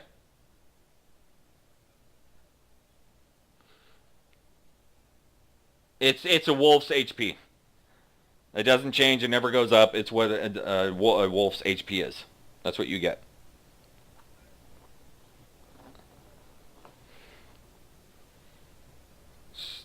Somebody have the player's handbook open? I think it actually specifically says it's their max HP. So whatever their max HP is what you have.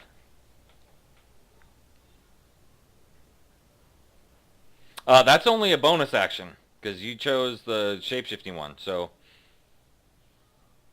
you can technically attack now. Just there's a Kuotoa next to you.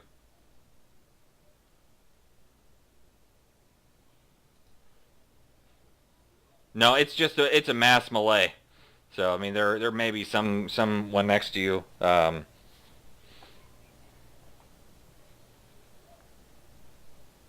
Yeah. Or, yes.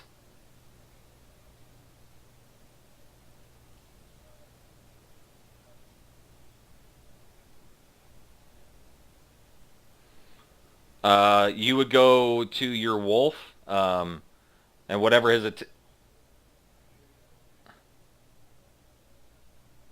so go down to your dice down there, and you see your modifier. You can change that to whatever you need it to be. So if it's +5, you can hold control and just scroll till it's a +5, or whatever it needs to be. Then you grab your 20 and throw it onto the chat window.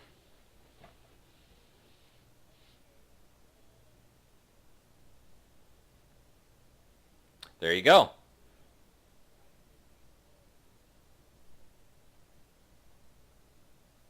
Oh, that was Mitchell. Yeah, you did. Right click on. Oh yeah, you have to try to hit first. You need to roll a 20 plus your modifier.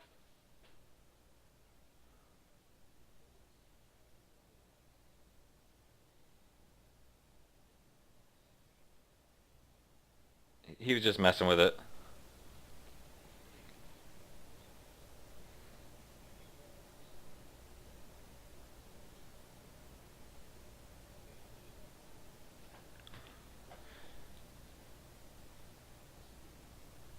All right, you hit. Roll your damage.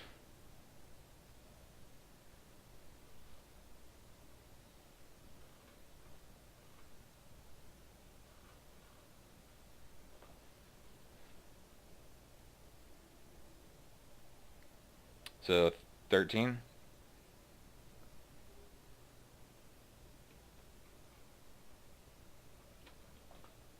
Yeah.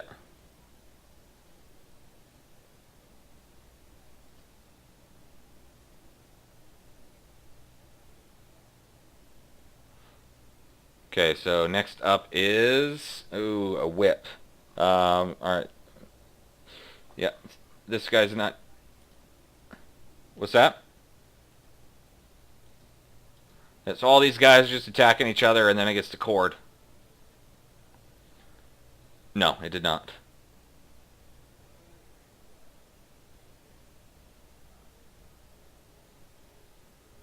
The Kuoto that was on Kevin is Kuoto number 10. Remember that, because I won't.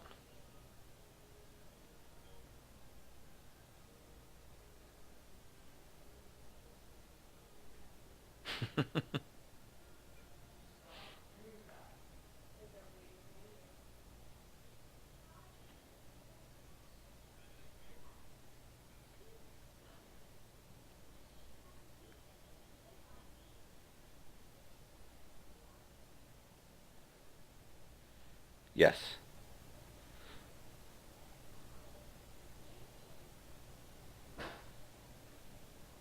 Yeah.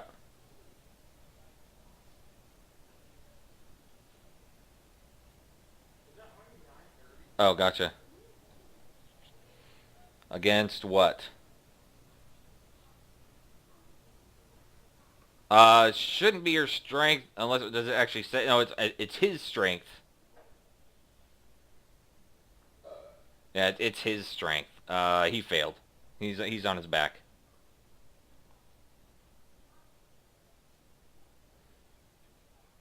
Yeah.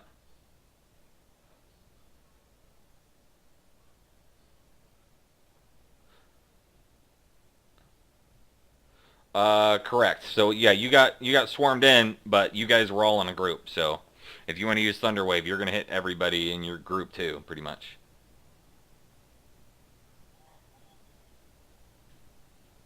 Okay.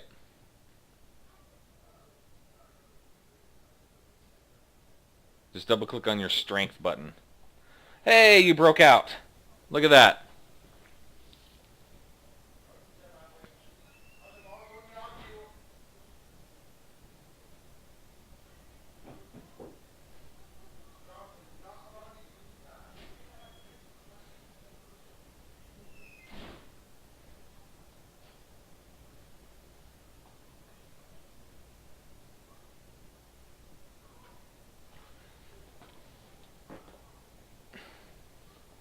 Not really. She's a dwarf. Your tank. Yeah.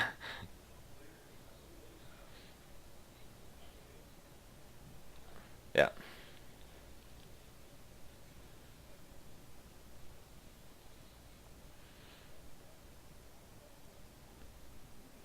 Yeah, Kevin the druid is a pretty good tank.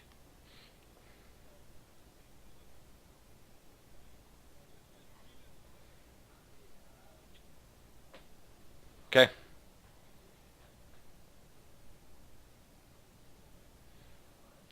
Now what does it do so I know?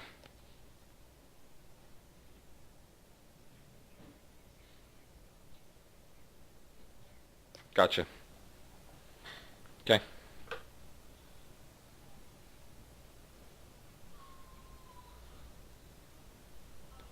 No, oh, you're good. So, and he's actually the one that's next, so he's going to try to break his bonds. And he's good.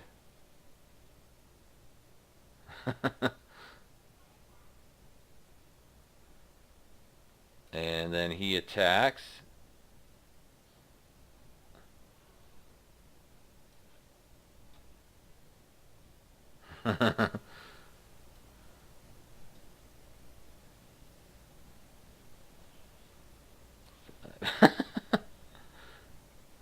All right, so as he breaks out and he lashes out with two claws, he downs the Kuotoa that's in front of him.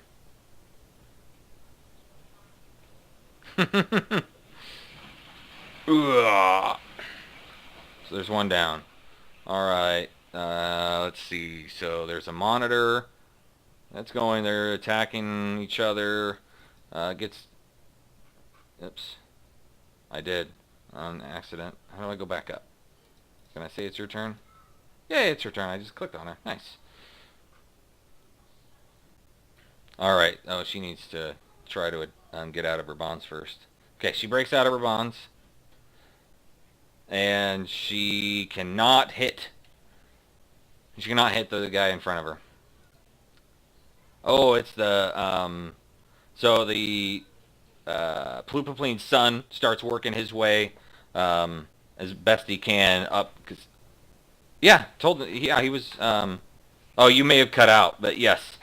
That was one. That was his name was Clip Dalugut. Clip Dalugut. Yep. So he worked he was pretty much right. Yeah, he was right behind him. They were kind of walking up together, and so he's attacking his sister. And he's able to hit her a couple times.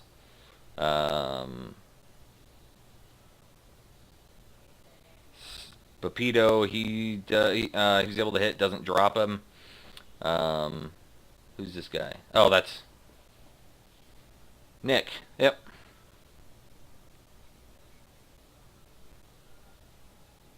Yes. Yeah, I've been kind of doing it, letting it happen as a bonus action, or Cord wouldn't have been able to use his spell. Was it? Yep. Yes, you did. Pretty easily.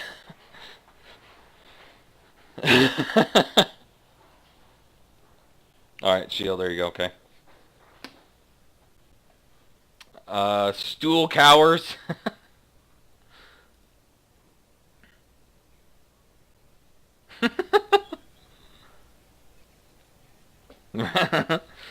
Oh, Sareth hasn't left his side.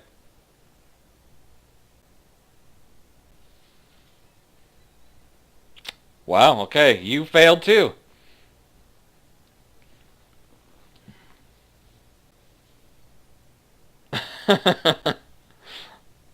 Okay, so Kuatoa number 1.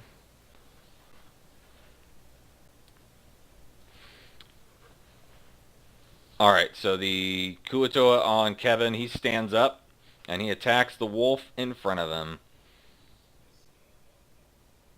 Yes, it only takes half your movement to stand up. He goes at you with a spear, and he misses. Alright, so let's see. So, we'll go like this. This one is on Nick, because you're next. So you're Kuatoa number 12. We'll say that. Yep. He's going to bite at you. Armor class of 5.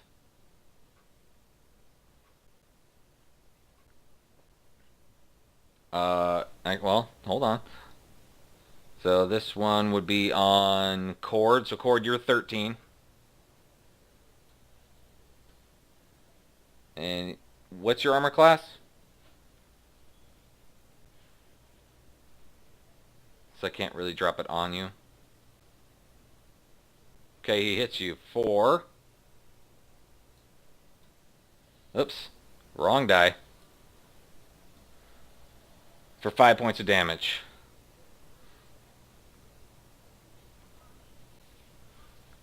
Kuto of 14. So this is on Mitch. So you're number 14. Remember that. So when you attack, just remember your guy's number 14. And he hits armor class of 20. So he hits you for 5 points of damage. And Cloud, this one's on you. You're number 15.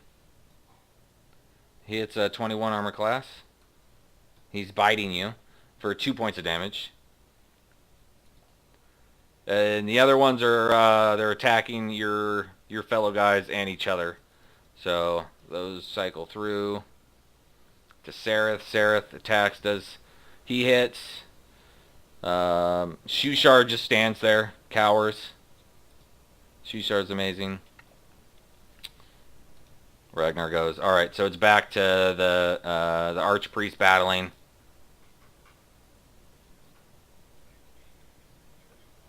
Okay. There you go. You're free.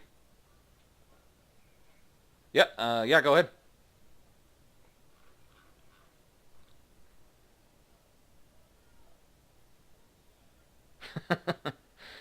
Yes, that's your short sword.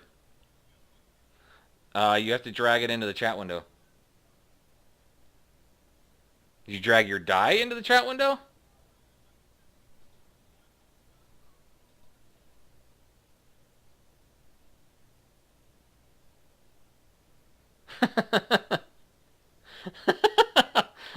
There you go. Oh, crit hit. So yeah, it's a critical, but it's not a crit hit chart critical. All right, 11 points of damage. Who is your guy? Number what? So he takes 11 damage. Okay. All right. Hold on. What was that? What was that? No, your sneak attack was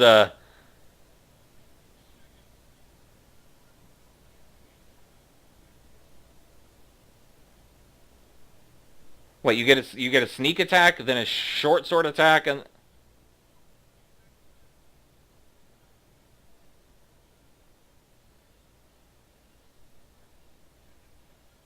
no, it's fine. The other attack missed anyway.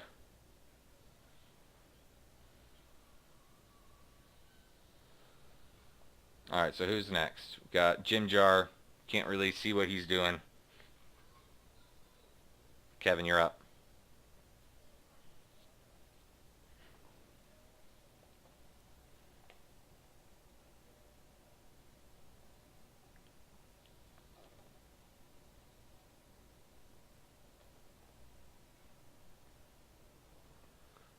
Nice. Okay, go and roll damage.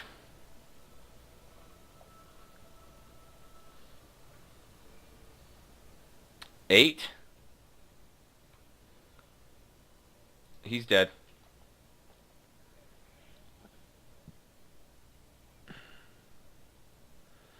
You're just so you know, you're so close that you'll get some reactions against you if you want to move out of there.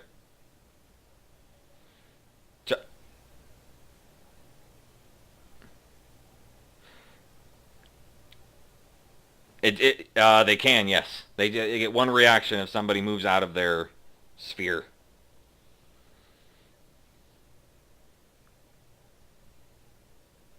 No.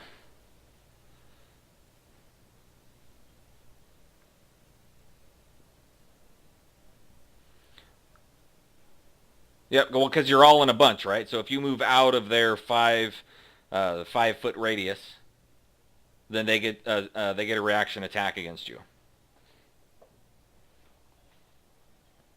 unless they don't want to. Yeah.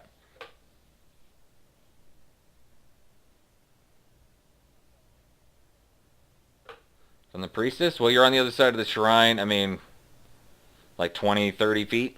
30 feet.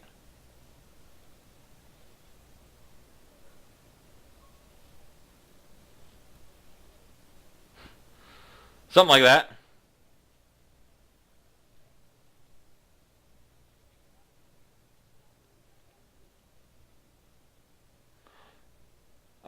So he could do that and get a reaction against one, but he wouldn't get there this round.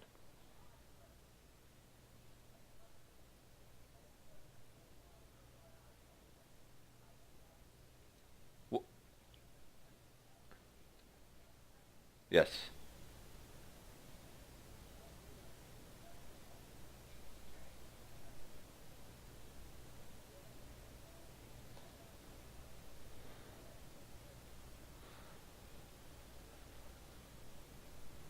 Okay. Well, they won't be able to hit him. But that's everybody gets a reaction, a bonus, and then their action and a movement. That's kind of what everybody gets in a round. So if they use one reaction, then if somebody else moves out, they wouldn't be able to react against that person.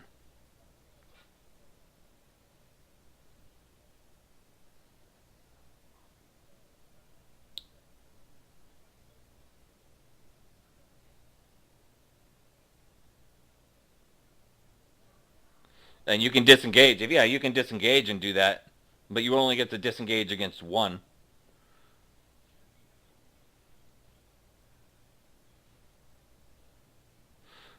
Yeah. If he wants to go a roundabout way, he could deal with one reaction.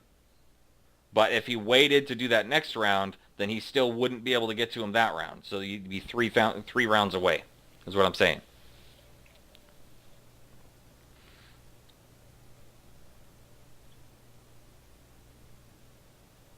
Oh, nice. Okay. Okay, so it did hit you for 3 points of damage.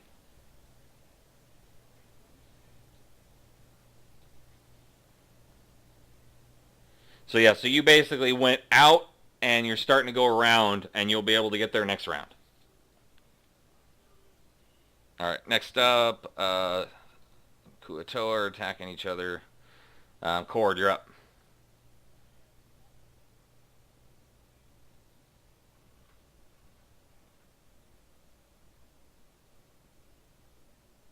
Okay, sounds good.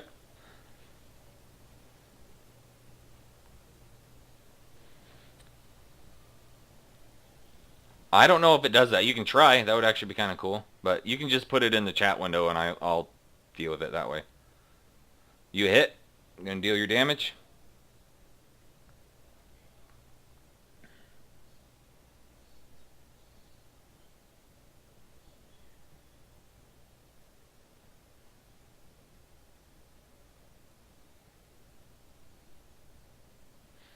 You rolled a 20-sided for your damage?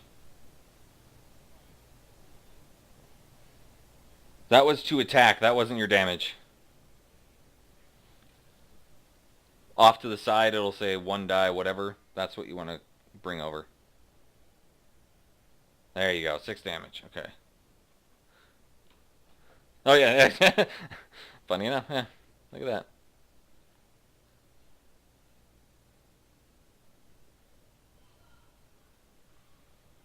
Drag it onto the chat window.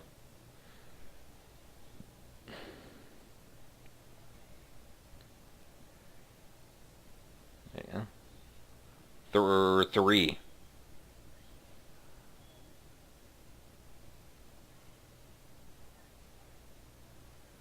Woohoo! Okay, so we're down to Prince Durandal. He falls his guy right in front of him. You see a few other Kuatoas falling. Yeah, but you can't tell if they're friend or foe. He's just gonna go to the next person. Oh, look at that! Eldith crits. Oops, I didn't do the damage. There we go. And she does. Okay, yep, she drops the one in front of her.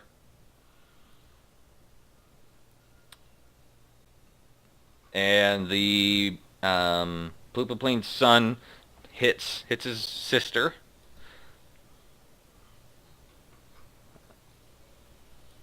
There's 2 guys on that Archpriest, yes. And it's Nick's turn.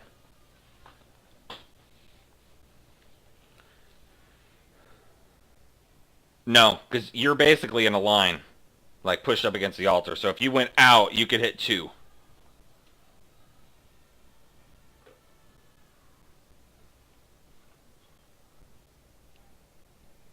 Okay. Which one was on you?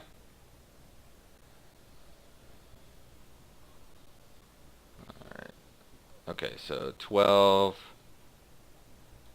Let's see. So he saves, so he only takes 4. And then that one does not save, so it takes 9. Okay. Stool's hiding under.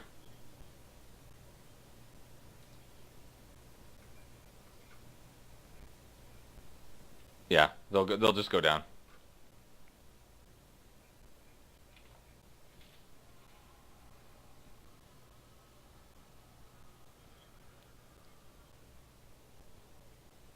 He is not dead.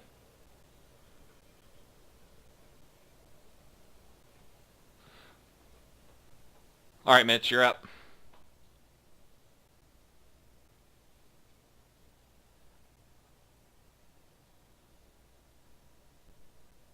That was a strength check, not an attack roll.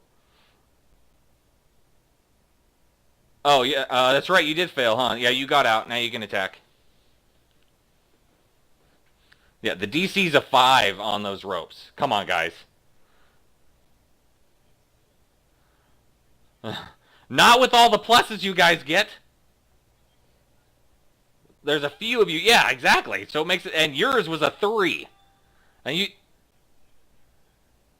I know, but that's what I'm saying. Yours was a 3, and you rolled a 2.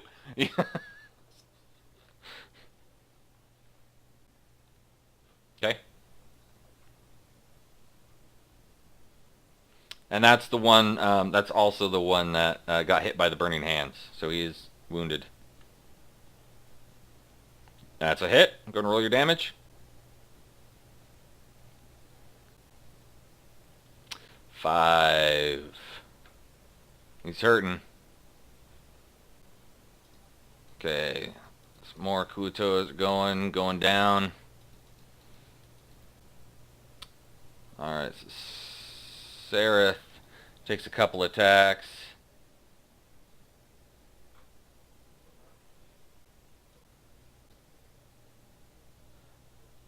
Oh, wow, Seraph misses twice. Alright. So you guys start to hear a lot of crying out and flailing in the shallows of the Dark Lake. Because kind of this battle has kind of started spilling out into the Dark Lake. So there's a bunch of Kuatoa that have been like pulled under beneath the surface of the water. You see, what's that? You see dozens of Ixit Ixit, whatever the freak that name is. Ixitxachitl. I wonder if there's a little image of him. But basically, it's if you look at the Deep Father Shrine, the thing on the bottom is that. There's a bunch of those things. The manta ray looking things. Yep. There's a bunch of those swimming around. What's that? No, but there are dozens of them.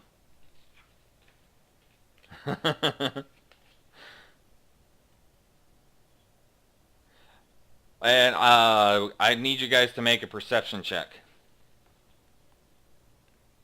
Everybody.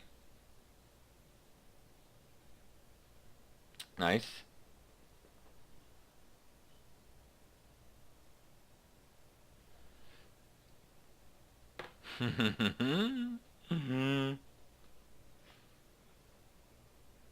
What's that? It's 15. You guys are pretty good on your perception this round. Still pretty good. Somebody didn't do theirs.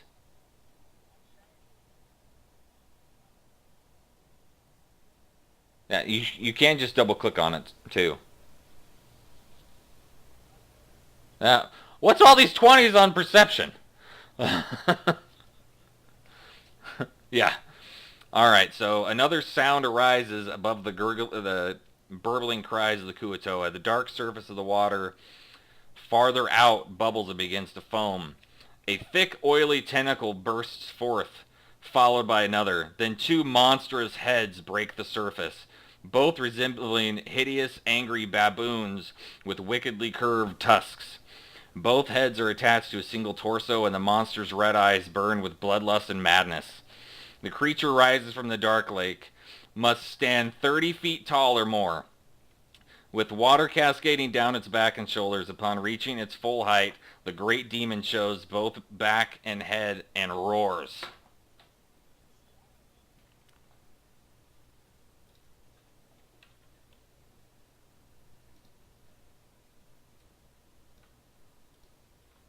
Hold on. I want to find my image.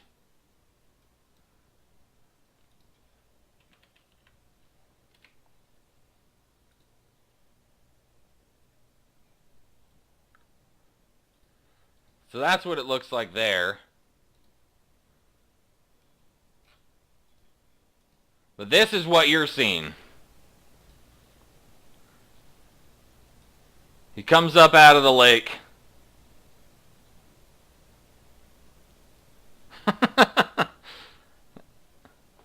It's worked before.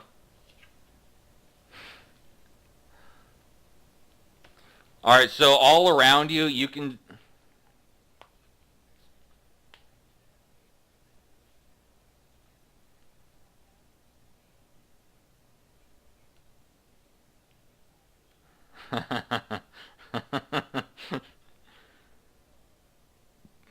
and you hear a bunch of the Kuo-toa screaming, "Leemooggoogoon, Leemooggoogoon!" There's about a third of the Kuo-toa that are just frozen still and can't move.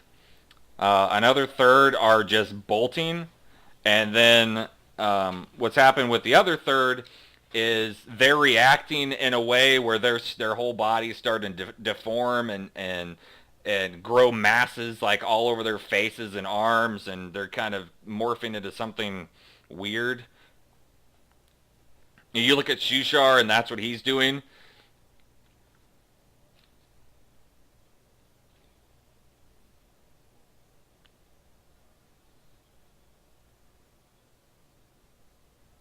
The what? Well, you could tell the ones that were worshiping him are the ones that are staying put. The ones that are worshiping the Sea Mother are the ones that are bolting. And there's just a handful of both that are just kind of sitting there and deforming.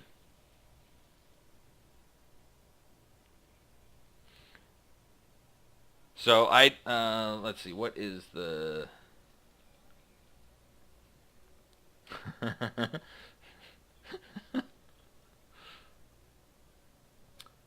Ar-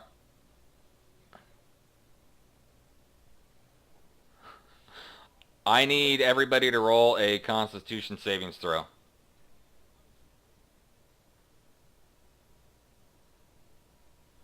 Constitution savings throw.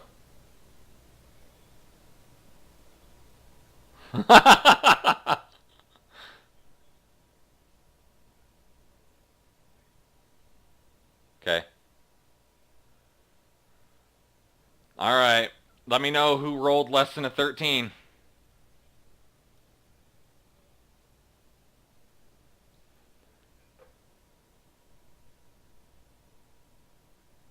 Okay, yeah, it looks like Mitch is okay. Oh, uh-oh. The other three are not. Let me find my... Where's my tables?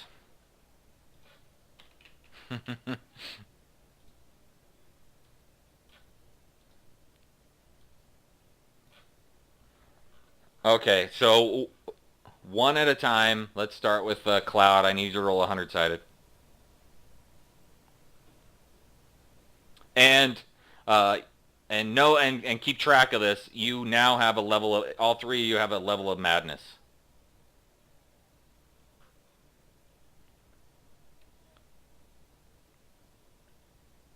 $57. All right. Let's see. Oh, okay, chord safe. So 57. The character must use his or her action each round to attack the nearest creature.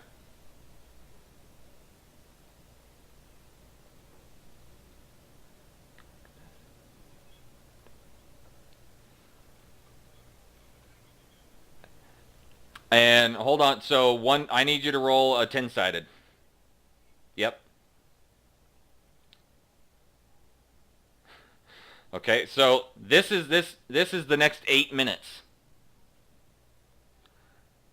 So for the next 8 minutes, you have to use your action to attack the nearest creature, whether it's be a good person or a bad person.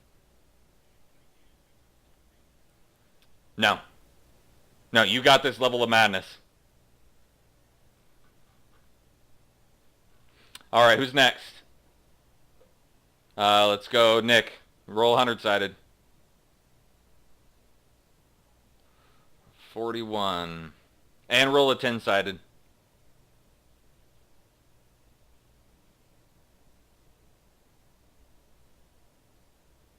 So for 7 minutes, you are babbling and incapable of normal speech or spell casting.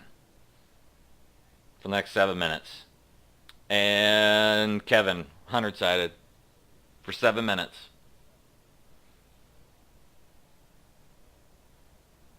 Now click on the 10 and then click percentage. Yep.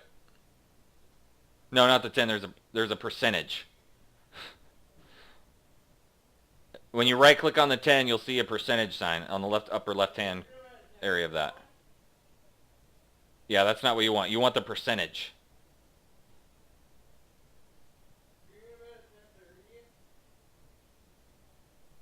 There you go. 93.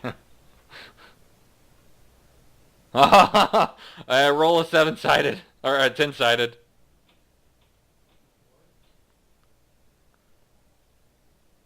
All right, so the next 5 minutes, you fall face first unconscious for the next 5 minutes.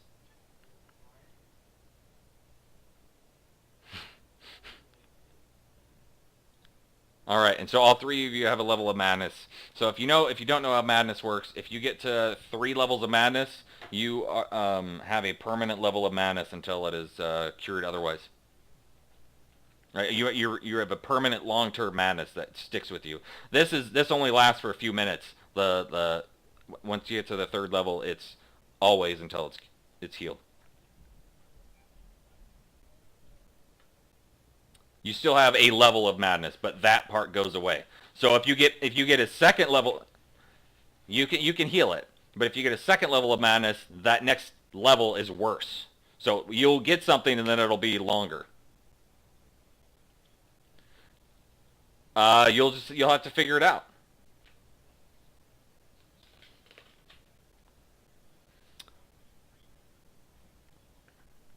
Your action, you making action. So you were not going to be able to dash. So you move and you have to. That's a long time. You're correct.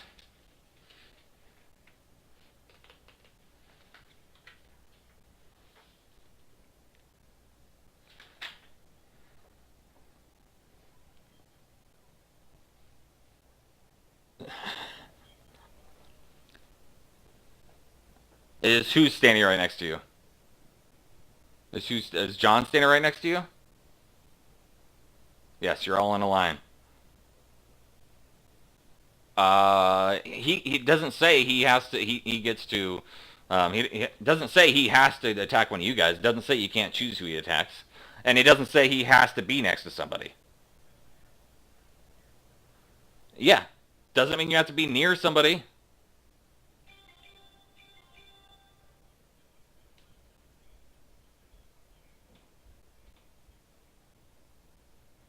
You're right. But if somebody dashes, how are you going to attack them? You still have to use it. But that is your madness, and you can deal with it how you wish. As long as he's attacking somebody. But if there's nobody to where he can attack him, what can he do? Doesn't say that. It says the nearest person. Alright, so we dealt with the madness levels. Alright, so I'm guessing everybody's running except Kevin, who face planted.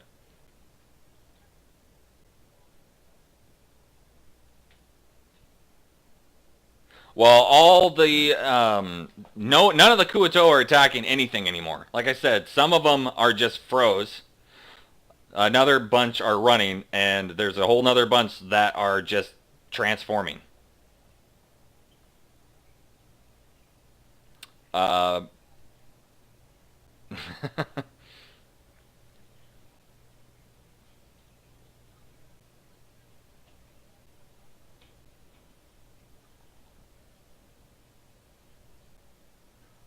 he's still good.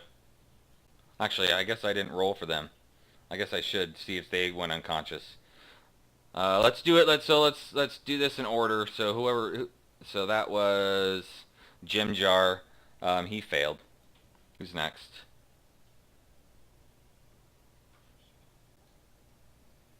So the next guy was fine. So Prince Darrendel's fine. Eldith is not okay. Buppido is not okay. Stool is fine. So Stool's fine. Seraph is... He's fine. Like I said, Shushar is transforming. And your buddy Ragnar is not okay. He's not okay. Alright, so let's... So who did I say? Can somebody roll 100-sided for Jim Jar, please?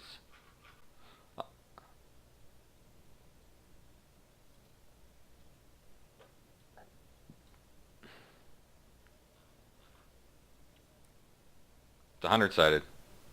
So 57.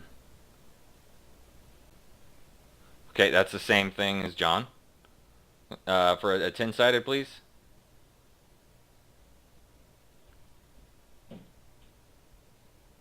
Okay, for 6 minutes. Another 100-sided.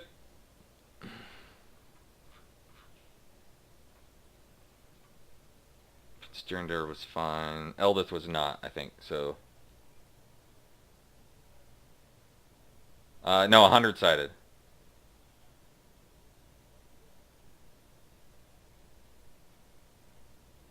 Alright, we'll go with the 55 who's first. Which is the same thing as John. Alright, and then 10-sided for 3. I'll see it. I took the 3. And I think one more. Buppido was not okay, so I need one for him too. Oh wait, and Ian. So one more 100-sided.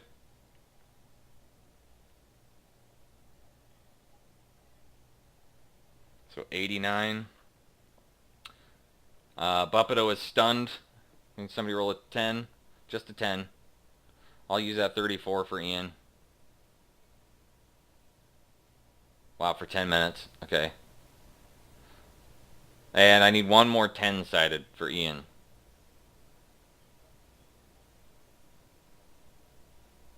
Okay, so Ian, the character becomes frightened and must use his or her action and a movement each round to flee from the source of the fear. Which is what he's doing anyway. So that works out. But Ian does have a level of madness. Okay, so... Yep, so everybody's running. I mean, everybody's able to run faster than... so is anybody grabbing the wolf?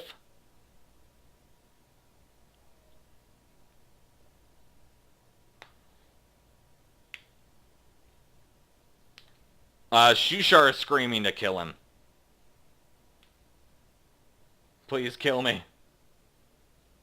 As he's morphing in front of your face. What are you doing? Okay, roll to attack. I figured that. Okay, you hit him.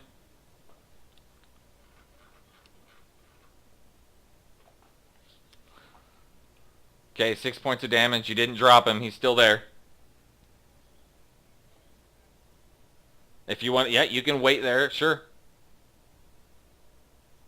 All right, so everybody else dashes out.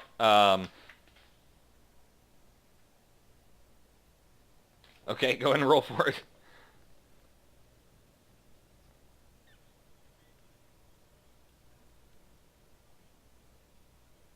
Yes, the character must use his or her action each round to attack the nearest creature.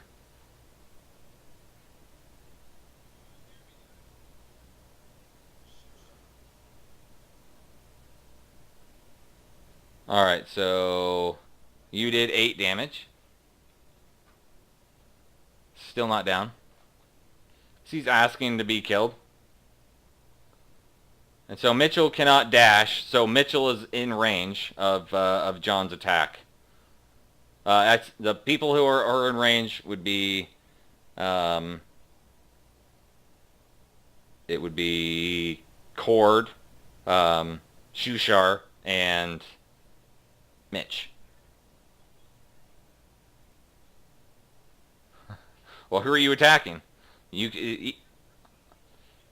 All 3 of them are within are the same.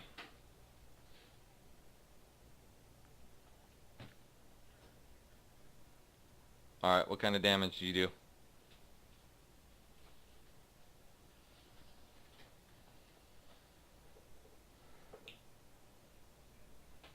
They said hi. Oh, hi.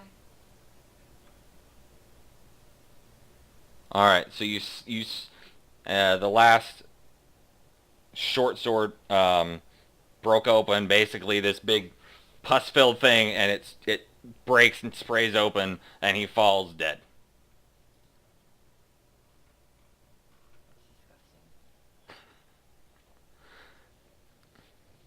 My ears are like sweating. It's disgusting. I just opened your door, so why is it closed?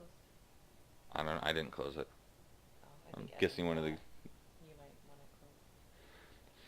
All right, so the people that are stunned were Buppito is also stunned. So I don't know if you're just leaving him behind. He's with you too. So you're grabbing the wolf, you said? Okay, you're gonna go pretty slow because that wolf is super heavy. Actually, I don't even know if you can pick him up. Why don't you roll a strength check?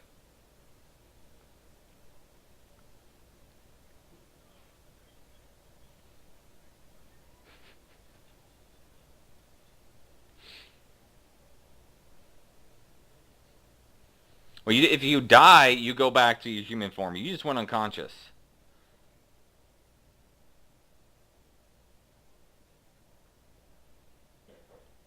I don't. Is wild shape concentration? Because if you get attacked, you don't have to roll a concentration save.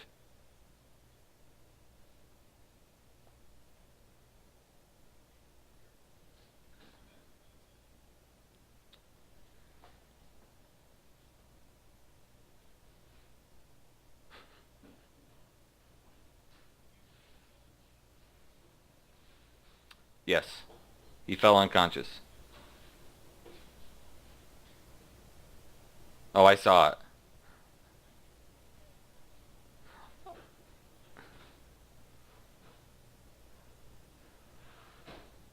I'm sure you do like that. So everybody has been running. It's been 2 rounds. At this point, these tentacles are destroying houses on either side of you. Oh, thank you.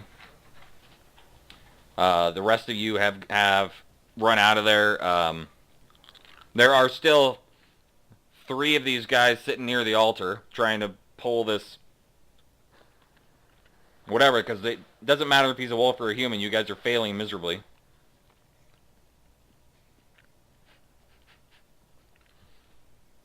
That's awesome.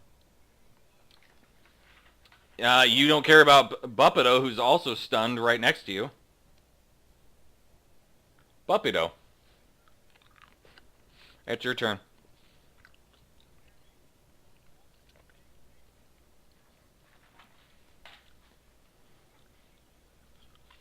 Who's right next to you? Let's roll a 6-sided. 1 and 2, it's going to be Tanner. Hold on.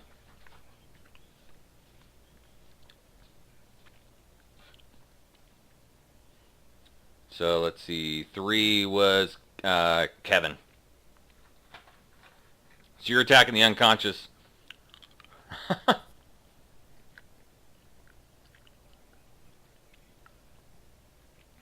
That misses. Wait, you have to do both of those on advantage. He's unconscious, right? So 11, that missed.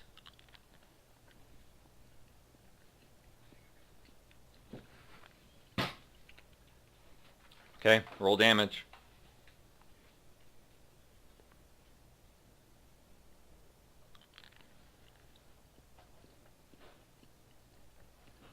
All right, Kevin, you took 3 damage.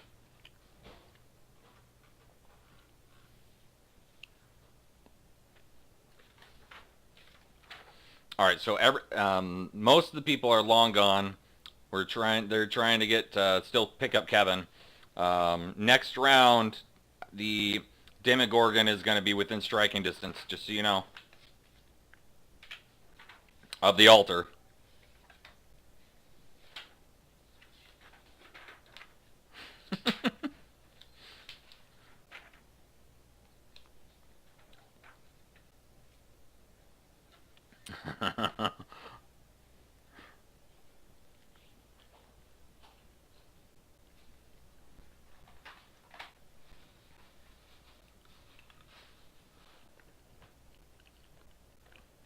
Yes.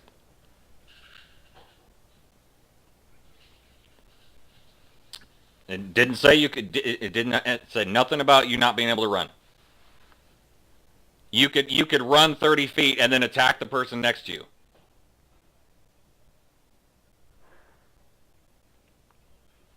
You're not mind wiped to just if somebody's follow the person. You're right. Your action, not your movement. You can take your movement freely. You just chose not to.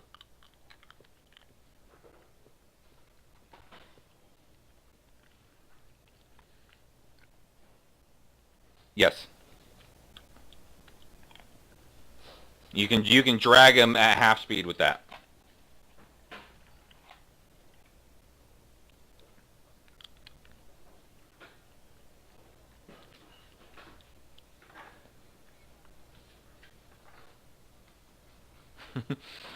See, John, technically you could help him carry the wolf and then just keep stabbing in the back as you run. You would actually be stabbing the wolf because it'd be closest to you.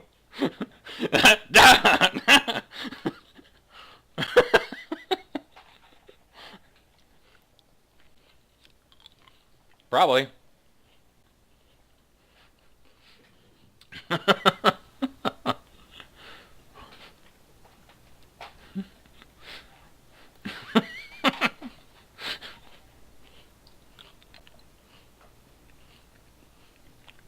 Buppido. He's your Duro friend?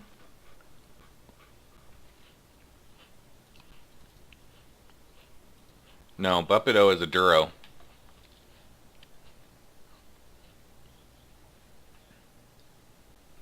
Yeah, he was one of the prisoners. He was the guy specifically that you talked to.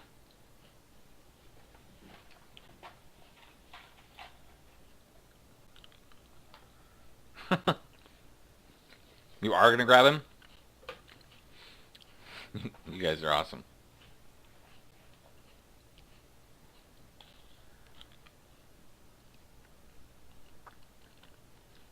Alright, you're also able to grab him at half speed. And that would be the next question is, so it's either into the Dark Lake or back out.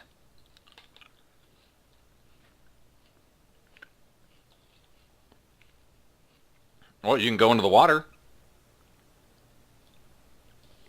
That's what I'm saying. It's like, where do you guys want to go?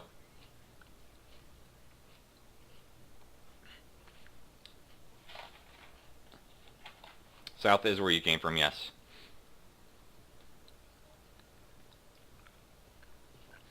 You could run north. You don't know what is that direction. Well, Sereth is, he's running south.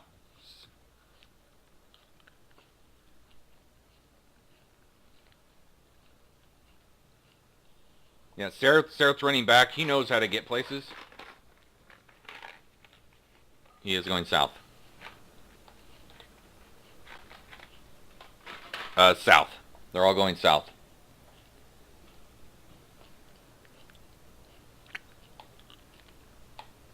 Yep. Correct.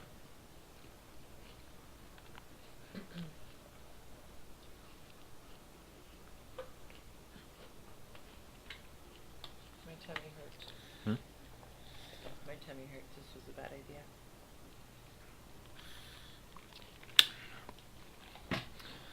All right, everybody's going south.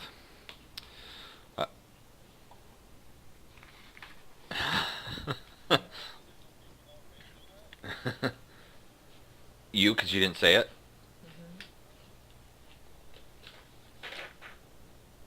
Not good enough.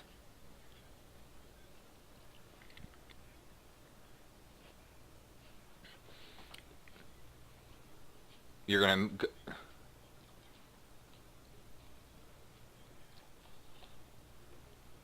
So you're gonna run into the water.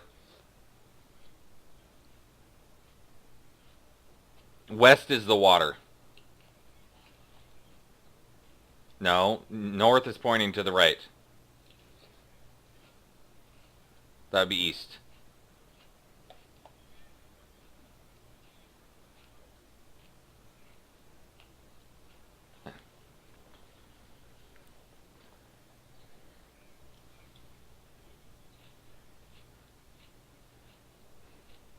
All right.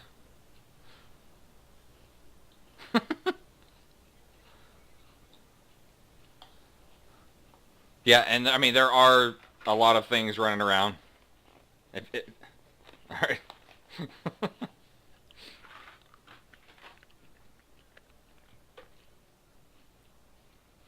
Yep. So Demogorgon's on land now, and he's smashing huts left and right, just making big long swoops.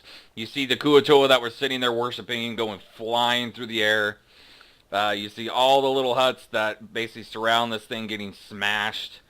You guys are barely missing on these things. And if you can tell if you continue to go half speed, you're going to not make it.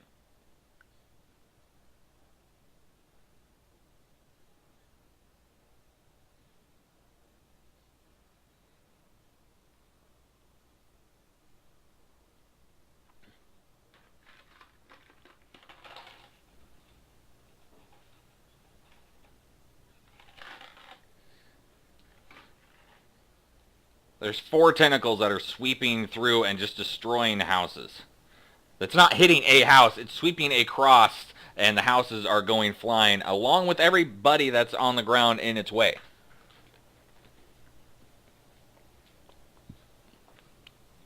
They're longer than that.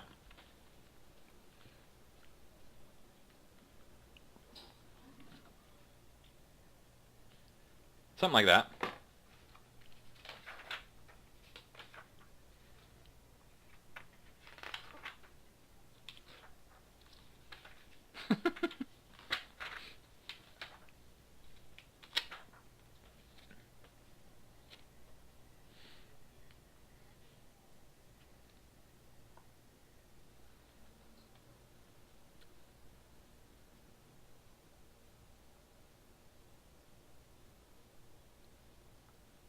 Sorry, what's that? What are you doing?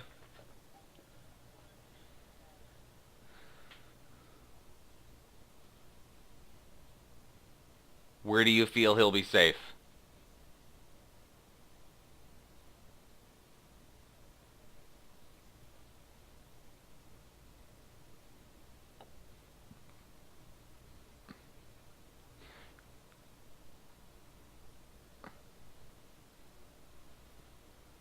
Ragnar, he did get a level of madness, but it was use all your movement to run as far away as you can.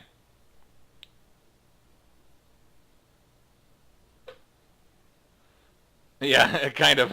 It was a good roll.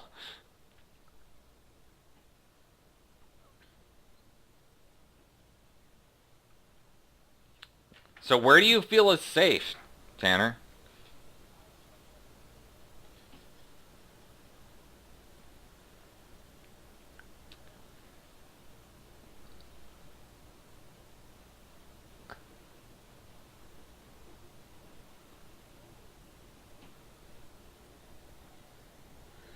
That yeah, you'd have to go backwards for that.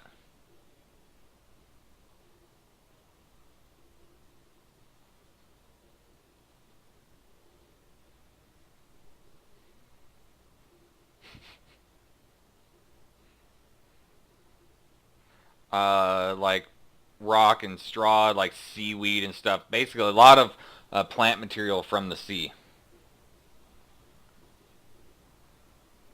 Yeah.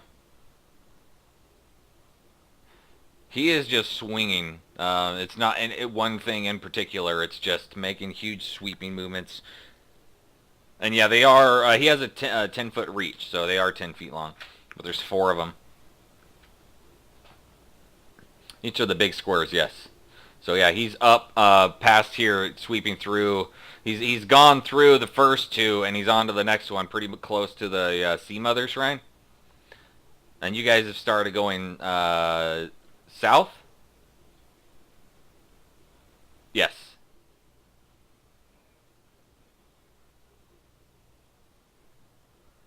And grab.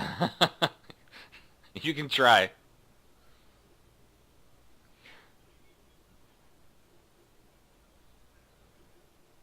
Right, but don't you have to stop and not move to be able to use it again?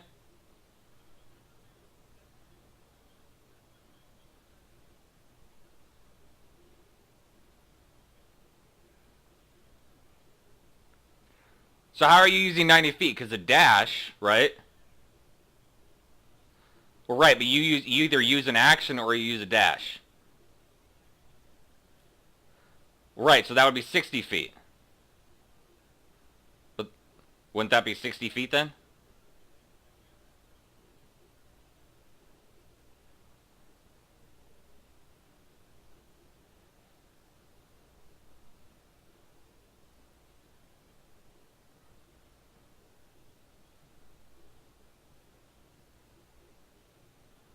Yeah. All right. Well, I still don't see how you're doing that without using a real action.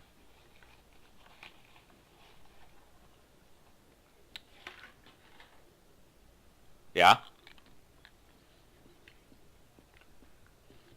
So you're saying a bonus action can give you 60 feet of movement.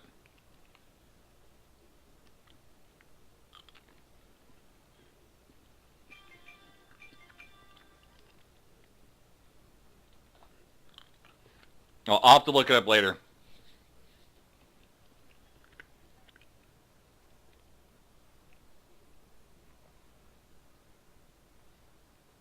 No. Well, you can try, I guess.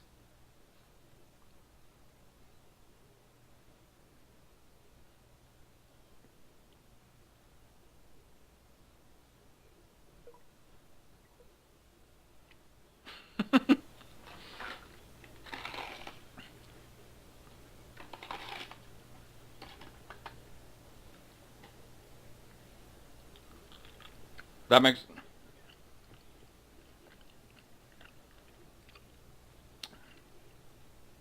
Yep, I can see that.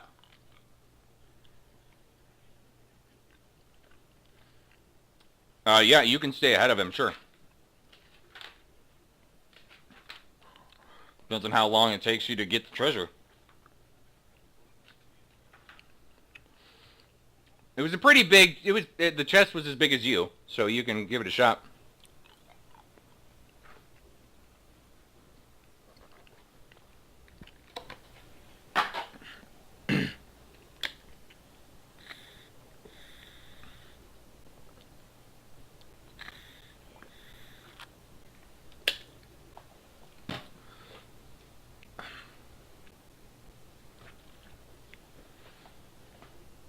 All right, so Kevin is being stashed somewhere, and everybody's running. So Mitch, you just left Buffeto back, right? Oh, you were dragging him at half speed. So what did you do this round?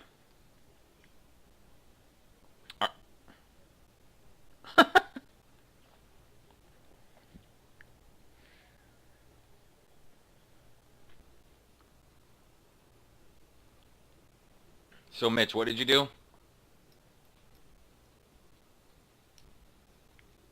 You can make another strength check and take that action if you want, and live with the consequences, or you can drop him and run.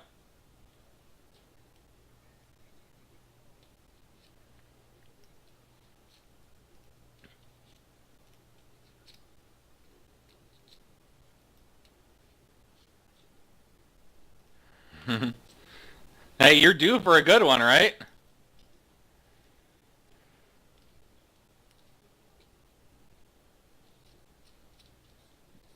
You're going to toss him into a house? You're going to have to make a strength check for that.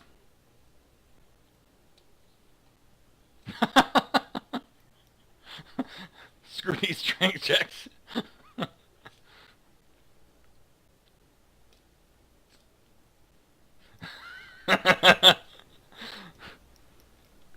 No, I wasn't expecting so many of you to fail on your madness checks.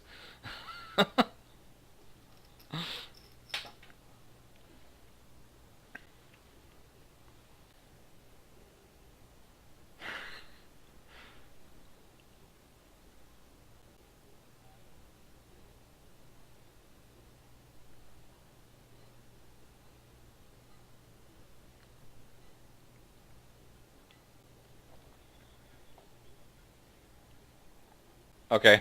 The only ones that are closest to you are Kuator right now, and I mean you're able to stay away from your guys enough, and because everybody's, like I said, everybody's just running out. You can always keep Kuatoa between you and your party members. All right, so you guys get out. You run out back into the tunnels that you were before. I'm guessing at some point you try to gather yourselves up, or are you just running out individually? Because technically the tunnels, he won't actually fit in the tunnels that you were in. Yep. But it's at what point are you guys going to stop to gather yourselves?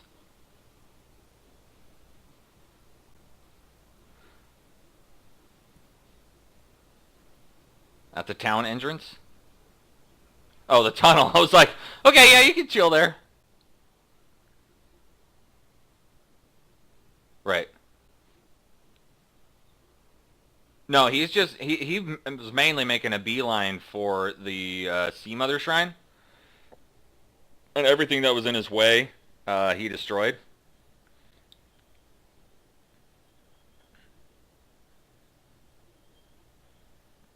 You could go and see if you want to go check out what he's doing now.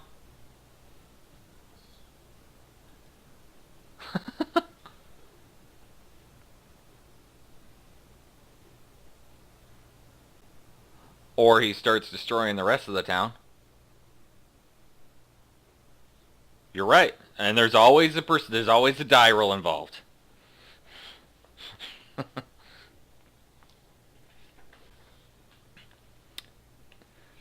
He has he has a good hit number. to hit number, and he does some serious damage. So yeah, unless he fumbles, and I wasn't gonna worry about him fumbling against an inanimate object. Yeah, no, it's all good. It's all good.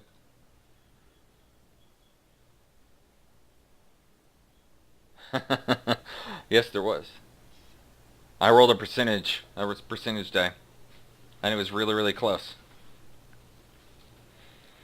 Okay, so yeah, so you guys all escape. Anybody? How about this, John? Make a perception check. Yeah, because you were kind of the last one out. Well, you swung wide and you were trying to keep Kuatoa.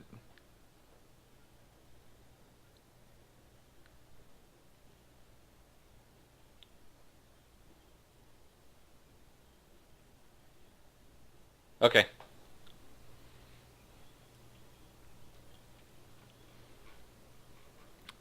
All right. So let's see who.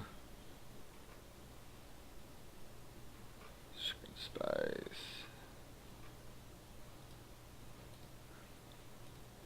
It's gone. All right. What are we doing? Yeah, I mean it's. Yeah, it's been about 10 minutes.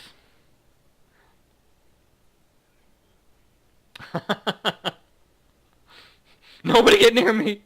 I just need to attack. Oh, and Kevin, you do wake up alive with a lot of debris all over you. And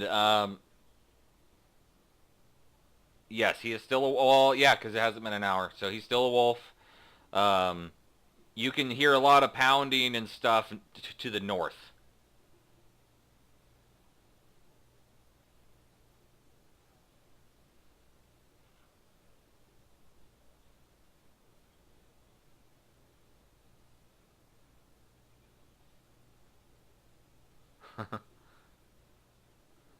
Not well, not you're right now. You're laid down. You're prone with a lot of debris on you. So no, right now you can't see anything. You're just waking up kind of groggily, and you just hear pounding and stuff being smashed to the north of you.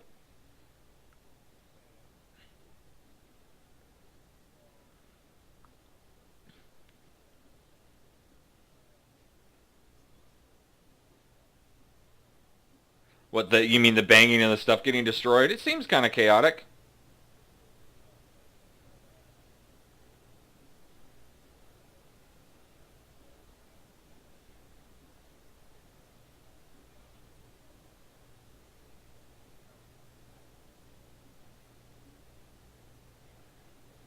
Okay, roll a strength check to see if you can get all that rubble and stuff off you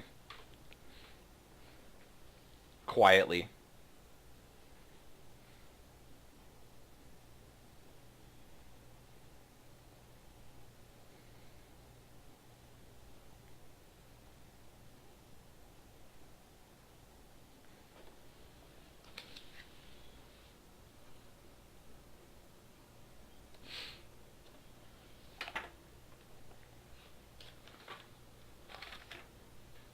Did you roll? Are you trying to blow on your dice? Get them prepped?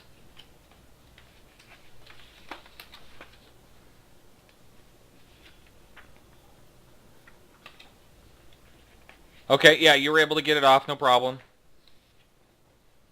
No problem.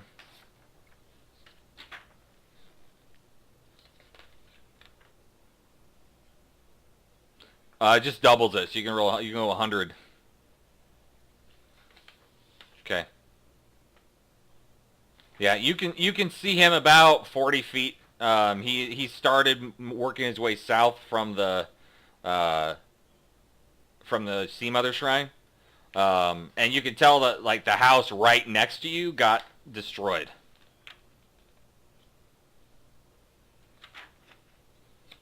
I rolled really good for you. You had a 25% chance to not get hit.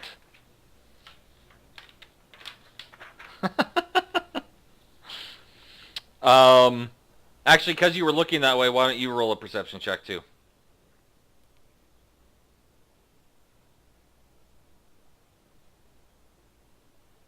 There you go. Yeah, you saw Boar Buppido got being split in half. He's he's uh he's he's gone. He didn't make it. Just standing there waiting for one of those tentacles to come slice him in two. Okay, so how long you guys wait in the tunnel?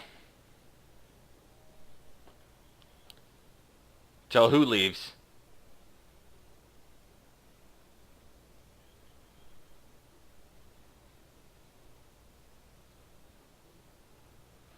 All right, so well, technically you haven't got there. Um, we lost Jim Jar's there. Actually, I think the only person we lost was Buppido out of the group. Oh yeah, and Shushar. Shushar's gone.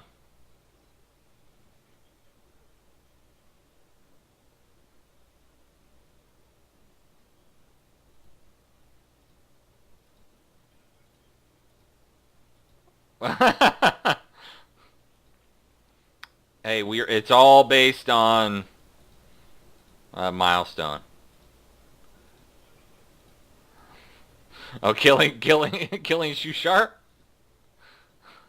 He, yeah, killing a pacifist. Yeah, yeah, tons of experience. Like a whole .75.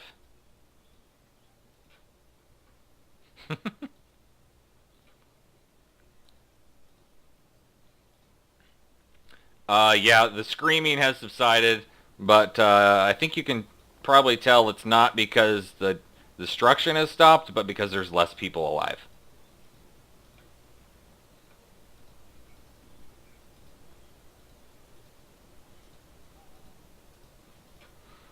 Trying to get all these things out of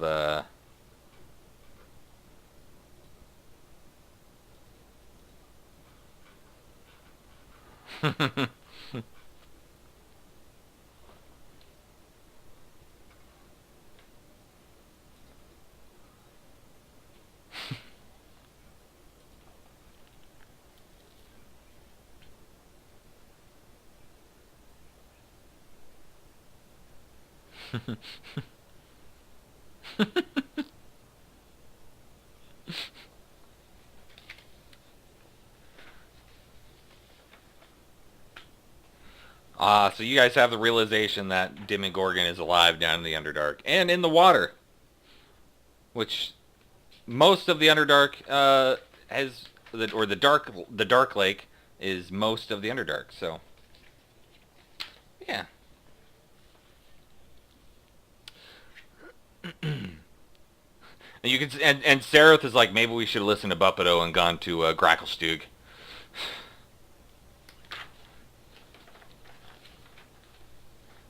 Yeah.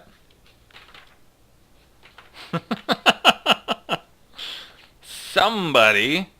Who might that be? Okay, so this is the second milestone for everybody to become level 3 though.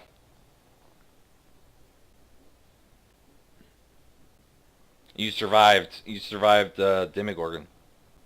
Hey, you don't. Hey, if you don't want to be level 3, you don't need to be. College of Whispers. Whisper, whisper. Does that mean all of your songs are now whispers?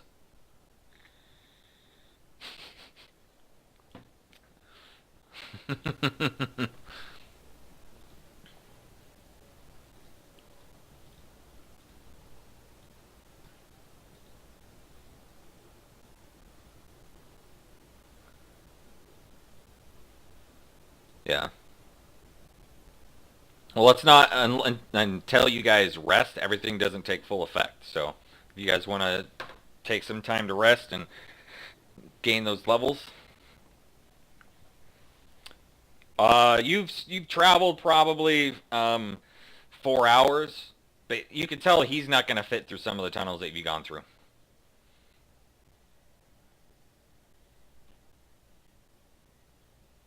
You guys are pretty exhausted after everything that just happened mentally and physically.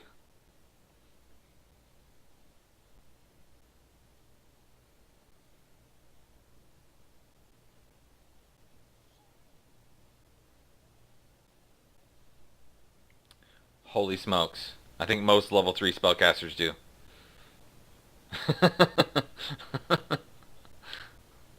Just saying. I get you. Or does everybody know how to give themselves to level 3? Or make themselves level 3?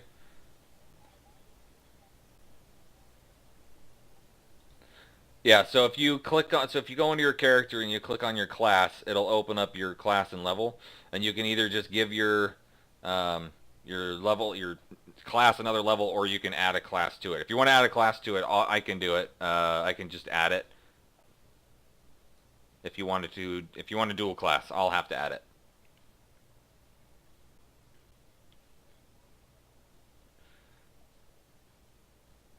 Everybody, anybody can add a second class.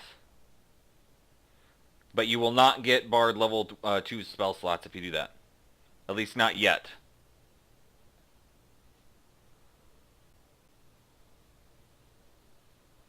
No, it's any level. You could technically be like one level of everything, but it'd be silly to do that.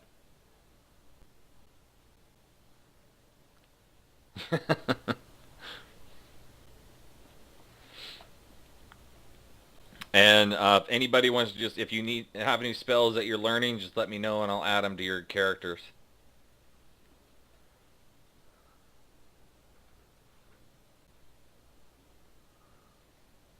If you have a spell that you want to learn, let me know and then I can add it to your characters.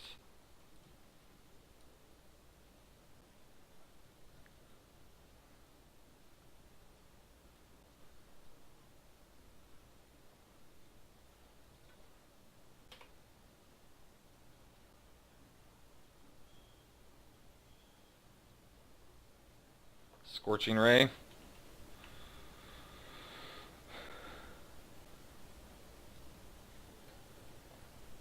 There you go. Yes. So I should be able to...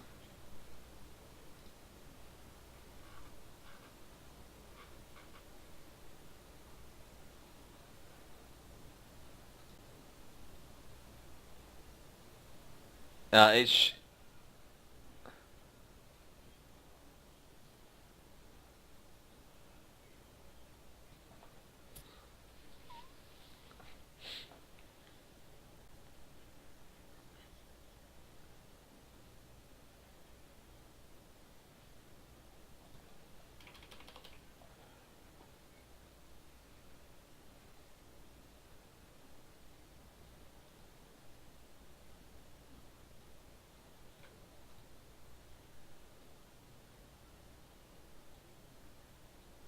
That's why that PDF is still pretty handy because if you up a level on there, it automates a lot, and then you can add it in where it needs to. Or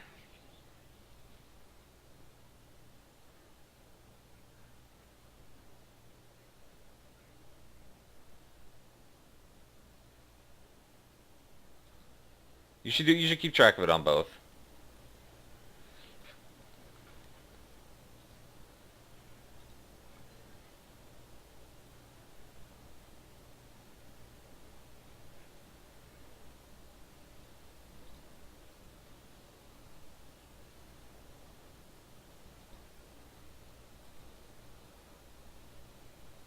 Yep.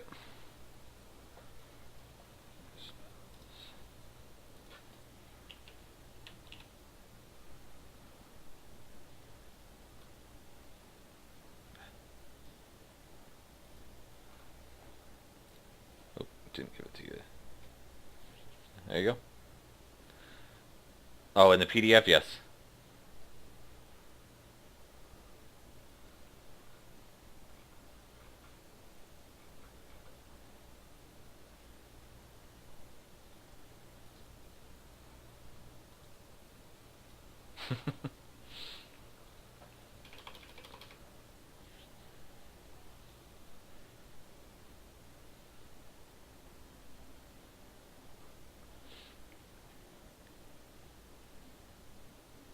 No worries.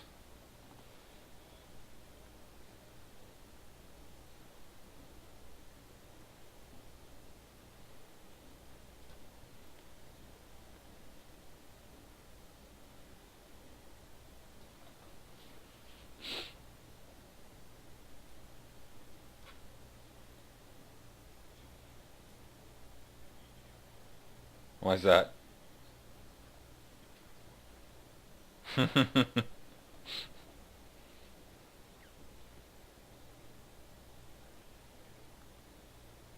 Nice.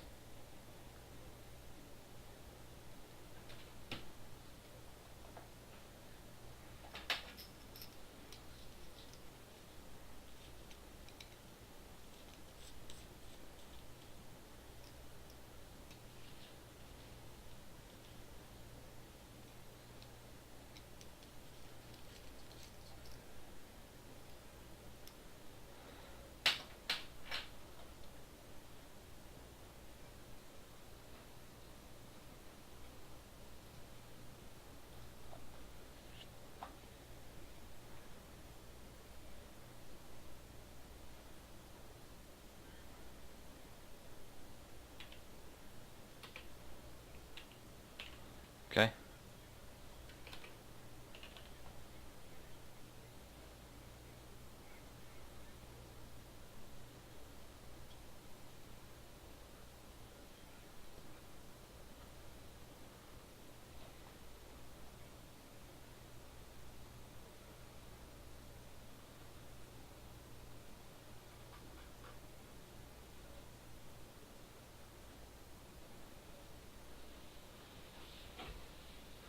Goodberry is good.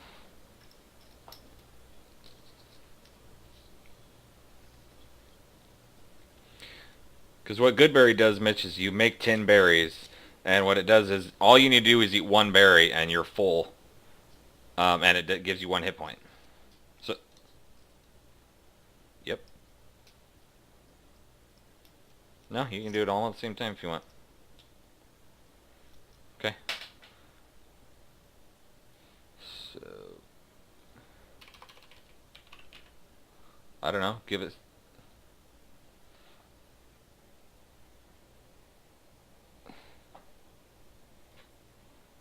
Yep.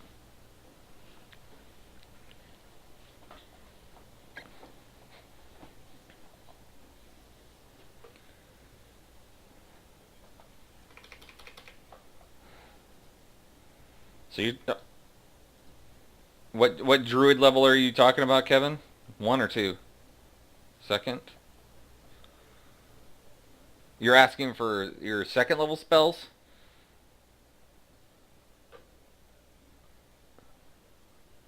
Oh, well, you're looking for spells, right?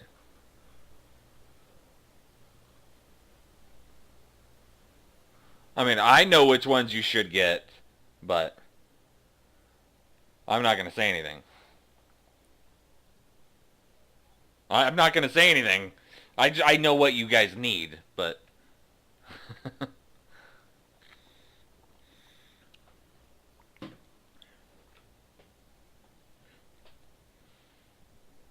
well, you already. I mean, you could team up with Kevin and just do Beast and Beast, but Hunter does some serious ranged damage. He is a ranger.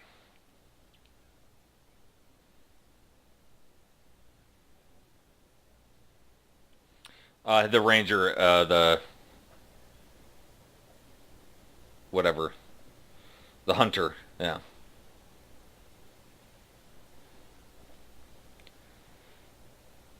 So Corey, you still thinking about second level spells? Yep.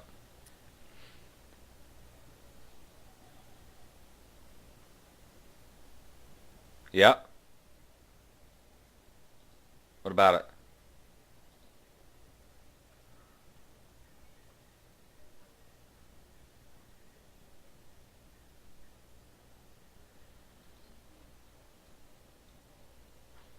Right. I don't know.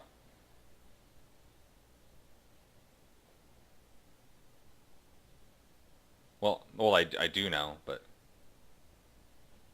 the conditions may be blinded, deafened, paralyzed, or poisoned.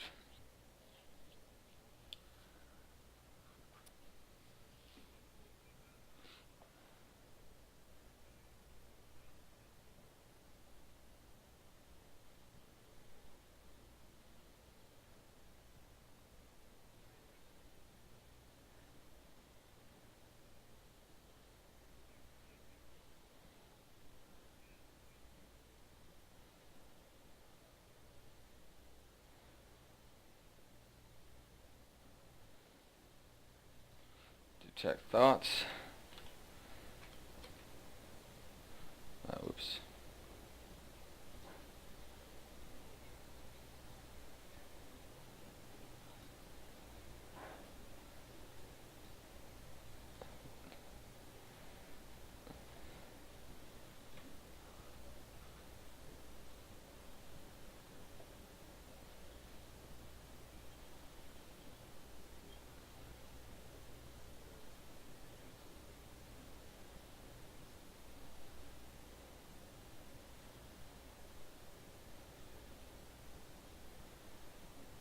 Most of his spell slots are probably going to end up being in animal form to heal himself.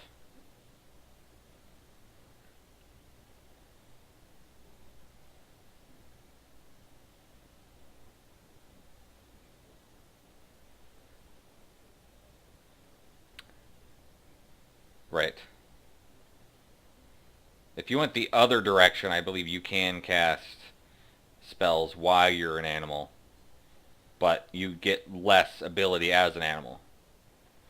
So, I think the one you picked is the way to go.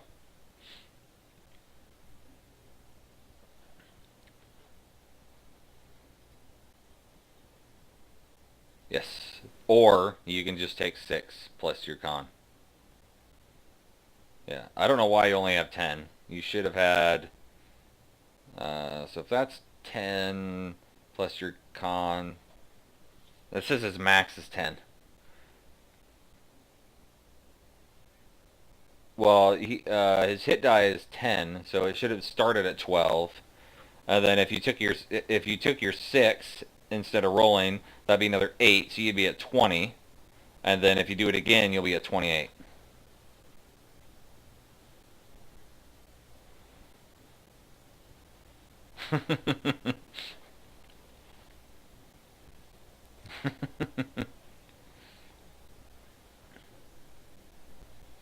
I haven't seen a green charging cord.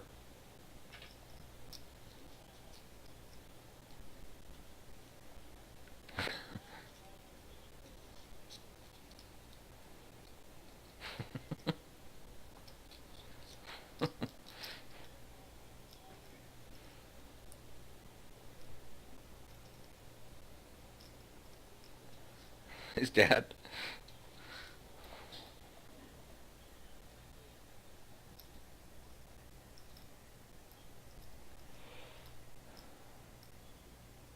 It should give you the information. Whether or not it like adds the bonus, I don't know.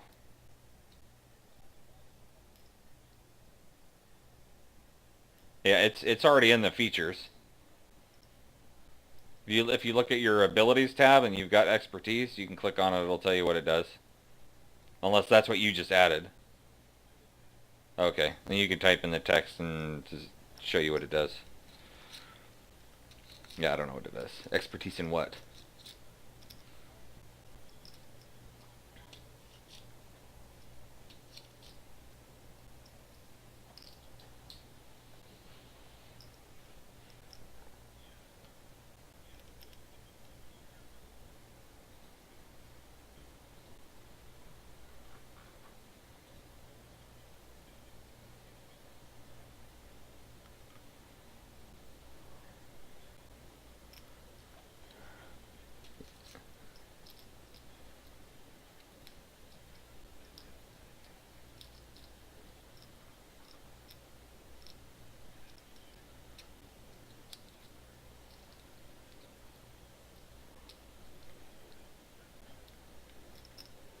Yay, yay.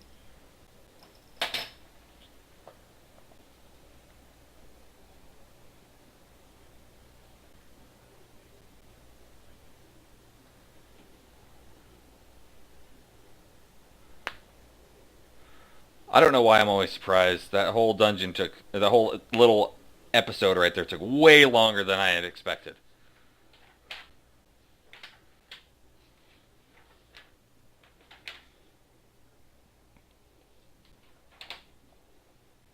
Yep.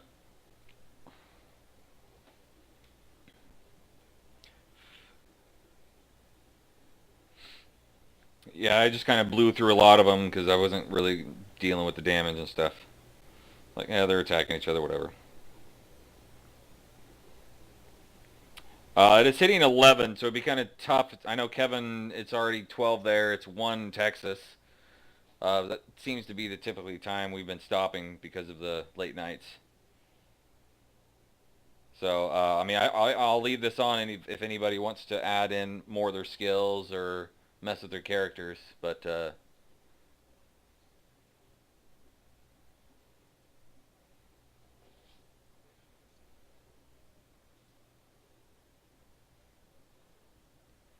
okay.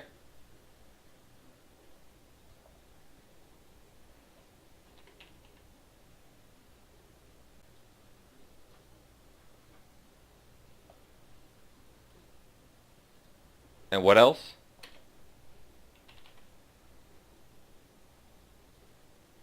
Okay.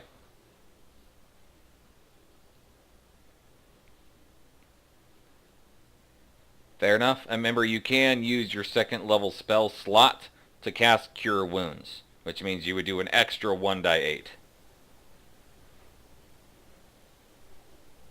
Yeah, and so instead of using a first level to do it, you would use a second level, which makes it more powerful. So like, oh Nick, so for you, if you want to use, if you want to cast Magic Missile, but you want to do more damage, you would use your second level spell slot to cast Magic Missile, and it does more damage.